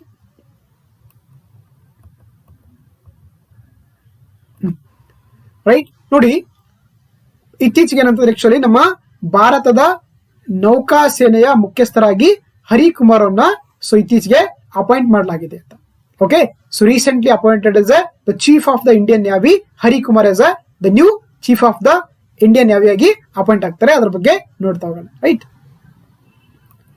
Actually ನಮ್ಮ ಏನು ಡಿಫೆನ್ಸ್ ಸಿಸ್ಟಮ್ ಇದೆಯಲ್ಲ, ನಮ್ಮ ಇಂಡಿಯನ್ ಡಿಫೆನ್ಸ್ ಸಿಸ್ಟಮ್ ಅಲ್ಲಿ ಪ್ರಮುಖವಾಗಿ ಒಬ್ಬ ಪ್ರಮುಖರು ಬರ್ತಾರೆ. ಒಂದು chief of defence staff, chief of defence, chief of novel, chief of army, chief of navy, chief of air ಅಂತ ಬರುತ್ತೆ ಹೌದಾ. ಸೊ ಹಾಗಾಗಿ ಈ ಮೂರು ಕೂಡ ನಮಗೆ ಬಹಳ ಇಂಪಾರ್ಟೆಂಟ್ ಆಗಿರುವಂತ ಒಂದು ಮಿಲಿಟರಿ ಅಥವಾ ಒಂದು ಏನು ಡಿಫೆನ್ಸ್ ಸ್ಟಾಫ್ಸ್ ಹೈಯೆಸ್ಟ್ ಒಂದು ಸೀನಿಯರ್ ಹೈಯೆಸ್ಟ್ ಸ್ಟಾಫ್ಸ್ ಅಂತ ಹೇಳ್ಬೋದು. Okay, chief of the army, chief of the navy, chief of the air force ಅಂತ ಕರೀತಾರೆ. ರೈಟ್, ನೋಡಿ ರೀಸೆಂಟ್ ಆಗಿ ಏನಂತಂದ್ರೆ ಆಕ್ಚುಲಿ ಸೊ ಭಾರತದ ನೌಕಾಸೇನೆ ಮುಖ್ಯಸ್ಥರಾಗಿ ಆರ್ ಹರಿಕುಮಾರ್ ಅವರನ್ನ ರೀಸೆಂಟ್ ಆಗಿ ರಾಷ್ಟ್ರಪತಿಗಳು ಅಪಾಯಿಂಟ್ ಮಾಡ್ತಾರೆ. ಸೊ ಹಾಗಾಗಿ ಗೊತ್ತಿರಬೇಕು, Harikumar become the new chief of the Indian navy ಆಗಿ ಅಪಾಯಿಂಟ್ ಆಗಿರುವಂತದ್ದು. ರೈಟ್, ನೋಡಿ ಹಾಗಾದ್ರೆ ಇವ್ರನ್ನ ಯಾರು ಅಪಾಯಿಂಟ್ ಮಾಡ್ತಾರೆ ಅಂತ ಗೊತ್ತಿರಬೇಕು. ಅಪಾಯಿಂಟ್ ಮಾಡಕ್ಕೆ ಸೆಲೆಕ್ಟ್ ಮಾಡೋದಾರಪ್ಪ ಅಂತಂದ್ರೆ ಅಪಾಯಿಂಟ್ಮೆಂಟ್ ಕಮಿಟಿ ಅಂತ ಕ್ಯಾಬಿನೆಟ್ ಏನ್ ಮಾಡುತ್ತೆ, ಅದನ್ನ ಅವ್ರನ್ನ ಸೆಲೆಕ್ಟ್ ಮಾಡುತ್ತೆ, ಅಪಾಯಿಂಟ್ ಮಾಡುತ್ತೆ. ಅವಾಗ ಏನಂದ್ರೆ ರಾಷ್ಟ್ರಪತಿ ಅವರನ್ನ ಸೊ ಅಪಾಯಿಂಟ್ ಮಾಡ್ತಾರೆ.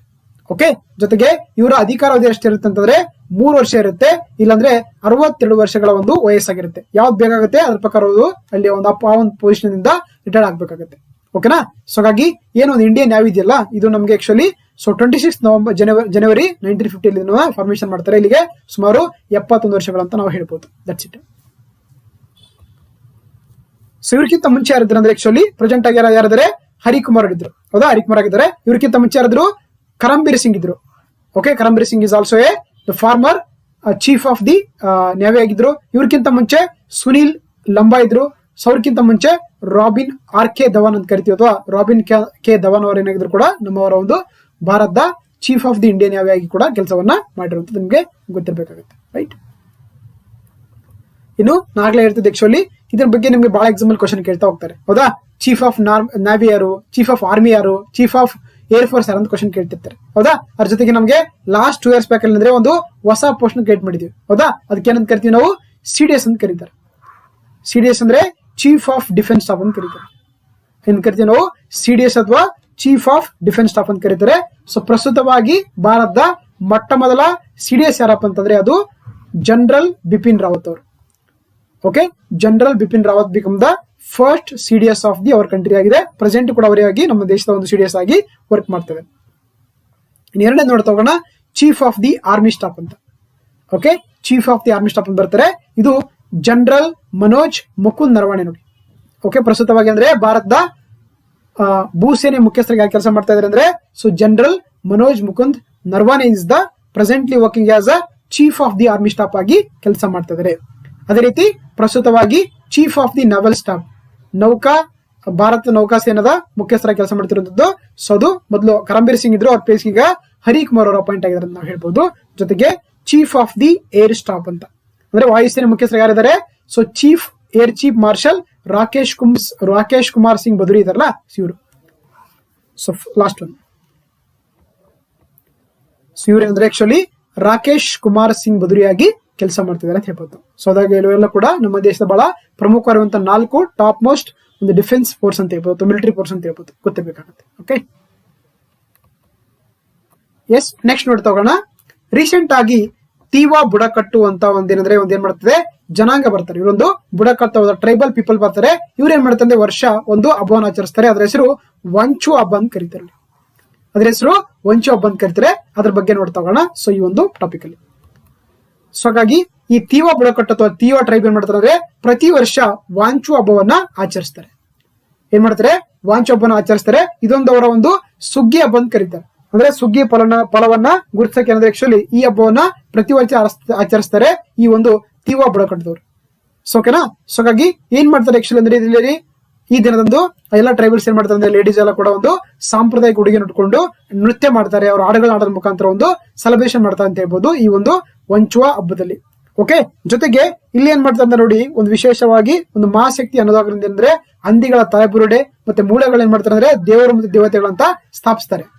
ಹೌದಾ, ಹಂದಿಗಳ ತಲೆಬುರುಡೆ ಏನ್ ಮಾಡ್ತಾರೆ ಅಂದ್ರೆ ಮೂಳೆಗಳನ್ನ ದೇವರು ಮತ್ತೆ ದೇವತೆಗಳಾಗಿ ಸ್ಥಾಪಿಸಿ ಏನ್ ಮಾಡ್ತಾರೆ ಅಂದ್ರೆ ಅವುಗಳಿಗೆ ಹಲವಾರು ತಲೆಮಾರುಗಳಿಂದ ಪೂಜಿಸ್ತಾ ಇದಾರೆ ಅಂತ ಅವರೊಂದು ಬಿಲೀಫ್ ಅದಷ್ಟೇ. ಓಕೆ, ಜೊತೆಗೆ ಈ ತೀವಾ ಬುಡಕಟ್ಟಿದೆಯಲ್ಲ, ಇವ್ರಿಗೆ ಇನ್ನೊಂದು ಹೆಸರು ಕೂಡ ಇದೆ, ಅದನ್ನ ಲಾಲುಂಗ್ ಅಂತ ಕರೀತಾರೆ.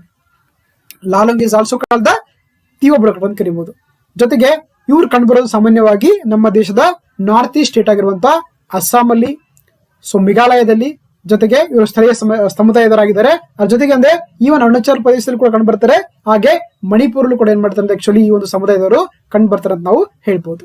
That's it. ಇದು ಒಂದು ಅವರ ವೇಷ ಅಂತ ನಾವು ಹೇಳ್ಬೋದಾ. So these are the tradition ಅಥವಾ ಫೆಸ್ಟಿವಲ್ ಆಫ್ ದ ತೀವಾ ಬುಡಕಟ್ಟು ಜನಾಂಗ ಅಂತ ಕರೀತಾರೆ. ನೋಡಿ, ಈ ತರ ಸೆಲೆಬ್ರೇಷನ್ ಮಾಡ್ತಾರೆ ವೇರಿಂಗ್ ದ ದೇರ್ ಒಂದು ಕಲ್ಚರಲ್ ಡ್ರೆಸ್ ಗಳನ್ನ ಯೂಸ್ ಮಾಡ್ಕೊಂಡು ಪ್ರೋತ್ಸಾಹ ಮಾಡ್ತಾ ಹೋಗ್ತಾರೆ ಅಂತ ಹೇಳ್ಬೋದು. ಓಕೆ, ಒನ್ ಮೋರ್ ಫೆಸ್ಟಿವಲ್ ಬರುತ್ತೆ, ಆರ್ನ್ ಬಿಲ್ ಫೆಸ್ಟಿವಲ್ ಅಂತ ಕರಿತೀವಿ. ಇದು ಬಹಳ ಎಕ್ಸಾಂಪಲ್ ಕ್ವಶನ್ ರಿಪೀಟ್ ಆಗಿದೆ. ಆರ್ನ್ ಬಿಲ್ ಹಬ್ಬ ನಾಗಾಲ್ಯಾಂಡ್ ಮಾಡ್ತಾರೆ. ಪ್ರತಿ ವರ್ಷ ಏನ್ ಮಾಡ್ತಾರೆ ಗೊತ್ತೇಳಿ, ವರ್ಷದ ಕೊನೆಯ ತಿಂಗಳಾಗಿರುವಂತಹ ಡಿಸೆಂಬರ್ ನ ಮೊದಲ ವೀಕಲ್ ಆಗುತ್ತೆ. ಅಂದ್ರೆ ಆಕ್ಚುಲಿ ಈಶಾನ್ಯ ರಾಜ್ಯಗಳಾಗಿರುವಂತಹ ನಾಗಾಲ್ಯಾಂಡ್ ಅಲ್ಲಿ ಈ ಒಂದು ಹಬ್ಬವನ್ನು ಆಚರಿಸ್ತಾರೆ. ಅದನ್ನ ನಾವು ಆರ್ನ್ ಬಿಲ್ ಫೆಸ್ಟಿವಲ್ ಅಂತ ಕರೀತಾರೆ. ಇದು ಸೊ ನಡೀತಿರುವಂತದ್ದು ನಾಗಾಲ್ಯಾಂಡ್ ಅಂತ ನಾವು ಹೇಳ್ಬೋದು. ರೈಟ್, ನೋಡಿ ಈ ಆರ್ನ್ ಬಿಲ್ ಫೆಸ್ಟಿವಲ್ ಇದೆಯಲ್ಲ, ಇದನ್ನ ನಾಗಾಲ್ಯಾಂಡ್ ಅಲ್ಲಿ ಆಚರಿಸ್ತಾರೆ. ಸೊ ಅದೇನಂದ್ರೆ ಆಕ್ಚುಲಿ ಇದೊಂದು ಎನ್ಕರೇಜ್ ಮಾಡುತ್ತೆ ಇಂಟರ್ ಟ್ರೈಬಲ್ ಇಂಟ್ರಾಕ್ಷನ್ ಗೋಸ್ಕರ. ಅಂದ್ರೆ ಅಂತರ್ ಬುಡಕಟ್ಟು ಜನಾಂಗದ ಮಾಡಿ ಏನಾಗುತ್ತೆ, ಒಂದು ಇಂಟ್ರಾಕ್ಷನ್ ಮುಖಾಂತರ ಒಂದು ಸಂಬಂಧ ಬೆಳೆಸ್ಕೊಳ್ಳಕ್ಕೆ ಸಾಧ್ಯ ಆಗುತ್ತೆ ಅಂತ ಹೇಳ್ಬೋದು. ಈ ಒಂದು ಆರ್ನ್ ಬಿಲ್ ಫೆಸ್ಟಿವಲ್ ಅಂತ ಕರಿತೀವಿ. ಸೊ ಇದೊಂದು ಲಾರ್ಜೆಸ್ಟ್ ಇಂಡಿಜಿನಿಯಸ್ ಫೆಸ್ಟಿವಲ್ ಆಗಿದೆ. ಇದೊಂದು ಸ್ಥಳೀಯವಾಗಿರುವಂತಹ ಒಂದು ಅತಿ ದೊಡ್ಡ ಒಂದು ಹಬ್ಬ ಅಂತ ಹೇಳ್ಬೋದು. ಇದನ್ನ ಆಚರಣೆ ಮಾಡಕ್ಕೆ ರಾಜ್ಯ ಸರ್ಕಾರ ಕೂಡ ಏನ್ ಮಾಡುತ್ತೆ, ಸೊ ಒಂದು ಪ್ರೋತ್ಸಾಹವನ್ನ ಕೊಡುತ್ತೆ. ಜೊತೆಗೆ ಇದರಿಂದ ಟೂರಿಸಂ ಕೂಡ ಪ್ರಮೋಟ್ ಮಾಡ್ಕೊಳ್ಳಕ್ಕೆ ಸಾಧ್ಯ ಆಗುತ್ತೆ ಅಂತ ನಾವು ಹೇಳ್ಬೋದು. ಜೊತೆಗೆ ಇದನ್ನ ಪ್ರತಿ ವರ್ಷ ಡಿಸೆಂಬರ್ನ ಮೊದಲ ವಾರದಲ್ಲಿ ಈ ಹಬ್ಬವನ್ನ ಸೊ ನಾಗಾಲ್ಯಾಂಡ್ ಈ ಒಂದು ಆರ್ನ್ ಬಿಲ್ ಫೆಸ್ಟಿವಲ್ ನ ಆಚರಿಸ್ತಾರೆ. ಓಕೆ, ಸೊ ಹಾಗಾಗಿ ಇದನ್ನ ಆ ಒಂದು ಭಾಗದಲ್ಲಿ ಅಂದ್ರೆ the festival of the festival ಅಂತ ಕರೀತಾರೆ. ಇದನ್ನ ಹಬ್ಬಗಳ ಹಬ್ಬ ಅಂತ ಕರೀತಾರೆ ಈ ಒಂದು ಆರ್ನ್ ಬಿಲ್ ಫೆಸ್ಟಿವಲ್ ಅಂತ ಹೇಳ್ಬೋದು ನಾವು.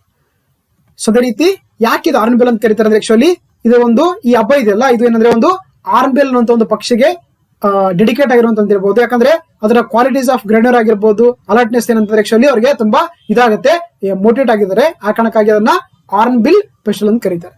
ಓಕೆ, ಜೊತೆಗೆ ಇಲ್ಲಿ ಹಲವಾರು ಕಾರ್ಯಕ್ರಮಗಳು ಇರ್ತಾರೆ. For example social cultural life ಅನ್ನ ಇಲ್ಲಿ ಮಾಡ್ತಾ ಹೋಗ್ತಾರೆ. ಆಮೇಲೆ ಟ್ರೈಬಲ್ ಡ್ಯಾನ್ಸ್, ಸಾಂಗ್ಸ್, ಫೋಕ್ಲೋರ್ಸ್, ಈ ತರದ ಹಲವಾರು ಕಾರ್ಯಕ್ರಮಗಳ ಮುಖಾಂತರ ಆಕ್ಚುಲಿ ಈ ಹಬ್ಬವನ್ನು ಆಚರಿಸ್ತಾರೆ ಅಂತ ಹೇಳ್ಬೋದು. ಇಂದ ನಾಗಾಲ್ಯಾಂಡ್ ಅಲ್ಲಿ that is called the earn bill festival ಅಂತ ಕರಿತೀವಿ ನೋಡಿ. ಜೊತೆಗೆ ಅಲ್ಲಿ ಹಲವಾರು ಒಂದು ಸ್ಪರ್ಧಾತ್ಮಕತೆಗಳು ಏರಿಸ್ತಾರೆ. ಅದರಲ್ಲಿ ಏನಂದ್ರೆ ನೋಡಿ, ನೀರಲ್ಲಿ ಕೂತ್ಕೊಂಡೆ ಒಂದು ರೆಡ್ ಚಿಲ್ಲಿಗಳನ್ನ ಈಟ್ ಮಾಡ್ಬೇಕಂತ, ತುಂಬಾ ಸ್ಟ್ರಾಂಗ್ ಇರುತ್ತೆ ಅಂತ ಚಿಲ್ಲಿ, ಅದನ್ನ ಕೂಡ ಈಟ್ ಮಾಡ್ಕೊಂಡಿದ್ರೆ ಈ ತರ ಒಂದು ಕಾಂಪಿಟೇಷನ್ ಮುಖಾಂತರ ಒಂದು ಕಲ್ಚರ್ ಆಕ್ಟಿವಿಟಿಯನ್ನ ಪ್ರಮೋಟ್ ಮಾಡುವಂತ ಕೆಲಸ ಮಾಡ್ತಾ ಹೋಗ್ತಾರೆ. ಇಂದ earn bill festival of the Nagaland ಅಂತ ನಾವು ಹೇಳ್ಬೋದು. Okay, S. ಸೊ ಹಾಗಾಗಿ ಇಲ್ಲಿ 2 ಟ್ರೈಬ್ಸ್ ಗೊತ್ತಾಗುತ್ತೆ, ಗೊತ್ತಿರೋ ನಿಮ್ಗೆ. ಈ ತೀವಾ ಬುಡಕಟ್ಟು ಇದೆಯಲ್ಲ, ಸಾರಿ ಇದೇನಂದ್ರೆ ವಂಚುವಾ ಫೆಸ್ಟಿವಲ್ ಇದೆಯಲ್ಲ, ಇದನ್ನ ಆಚರಿಸೋದು ಯಾರಪ್ಪ ಅಂತಂದ್ರೆ ಅದು ತೀವಾ ಬುಡಕಟ್ಟಾಗಿದೆ. ಎಲ್ಲಿ ಮಾಡ್ತಾರೆ ಇದನ್ನ, so especially so Sikkim, Assam ಮತ್ತೆ ಮೇಘಾಲಯದಲ್ಲಿರುವಂತಹ ಸ್ಥಳೀಯ ಜನಾಂಗ ಇವರು ಯಾರು, ಈ ತೀವಾ ಬುಡಕಟ್ಟು ಜನಾಂಗ. ಇವರು ಆಚರಿಸುವಂತ ಹಬ್ಬದಾಗಿದೆ ವಂಚುವಾ ಹಬ್ಬ ಆಗಿದೆ. ಓಕೆ, ಅದೇ ರೀತಿ ಈ ಆರ್ನ್ ಬಿಲ್ ಫೆಸ್ಟಿವಲ್ ಇದೆಯಲ್ಲ, ಇದನ್ನ ಏನ್ ಮಾಡ್ತಾರೆ ಅಂದ್ರೆ ನಾಗಾಲ್ಯಾಂಡ್ ಅಲ್ಲಿ ಆಚರಿಸ್ತಾರೆ. ನಾಗಾ ಪೀಪಲ್ಸ್ ಅಂತ ಕರೀತಾರೆ. ಓಕೆ, ಇವರು ಕೂಡ ಒಂದು ಟ್ರೈಬಲ್ಸ್ ಅಲ್ಲಿ ಕಂಡುಬರುವಂತ ಬಹಳ ಪ್ರಮುಖ ಟ್ರೈಬಲ್ಸ್ ಅಂತಂದ್ರೆ ಅದನ್ನ ನಾಗಾ ಪೀಪಲ್ಸ್ ಅಂತ ಕರಿತೀವಿ, ನಾಗಾ ಹೆರಿಟೇಜ್ ಅಥವಾ ನಾಗಾ ಪೀಪಲ್ಸ್ ಅಂತ ಕರೀತಾರೆ. ಅವ್ರು ಏನಂದ್ರೆ ಈ ಒಂದು ಹಬ್ಬವನ್ನ ಆಚರಿಸ್ತಾರೆ ಅಂತ ಹೇಳ್ಬೋದು in the state of the Nagaland ಅಲ್ಲಿ. ಸೊ ಹಾಗಾಗಿ ನಿಮಗೆ ಇಲ್ಲಿ ಟ್ರೈಬ್ ಗಳ ಬಗ್ಗೆ ಗೊತ್ತಿರಬೇಕಾಗುತ್ತೆ, ಮತ್ತೆ ಅವರ ಒಂದು ಡ್ಯಾನ್ಸ್ ಗಳ ಸ್ಪೆಷಾಲಿಟಿ ಆಗಿರ್ಬೋದು, ಆಮೇಲೆ ಅವರ ಒಂದು ಭಾಷೆ ಆಗಿರ್ಬೋದು, ಇವೆಲ್ಲ ಕೂಡ ನಿಮಗೆ ಎಕ್ಸಾಮ್ ಪಾಯಿಂಟ್ ಆಫ್ ತುಂಬಾ ಇಂಪಾರ್ಟೆಂಟ್ ಆಗ್ತಾ ಹೋಗುತ್ತೆ. ಓಕೆ, ಸೊ ಇದಿಷ್ಟು ಇವತ್ತಿನ ಟಾಪಿಕ್ ಆಗಿತ್ತು. ಮತ್ತೆ ಮುಂದಿನ ದಿನಗಳಲ್ಲಿ ಡಿಫ್ರೆಂಟ್ ಟಾಪಿಕ್ಸ್ ಡಿಸ್ಕಸ್ ಮಾಡ್ತಾ ಹೋಗೋಣ. ಅಲ್ಲಿವರೆಗೂ ಥ್ಯಾಂಕ್ ಯು.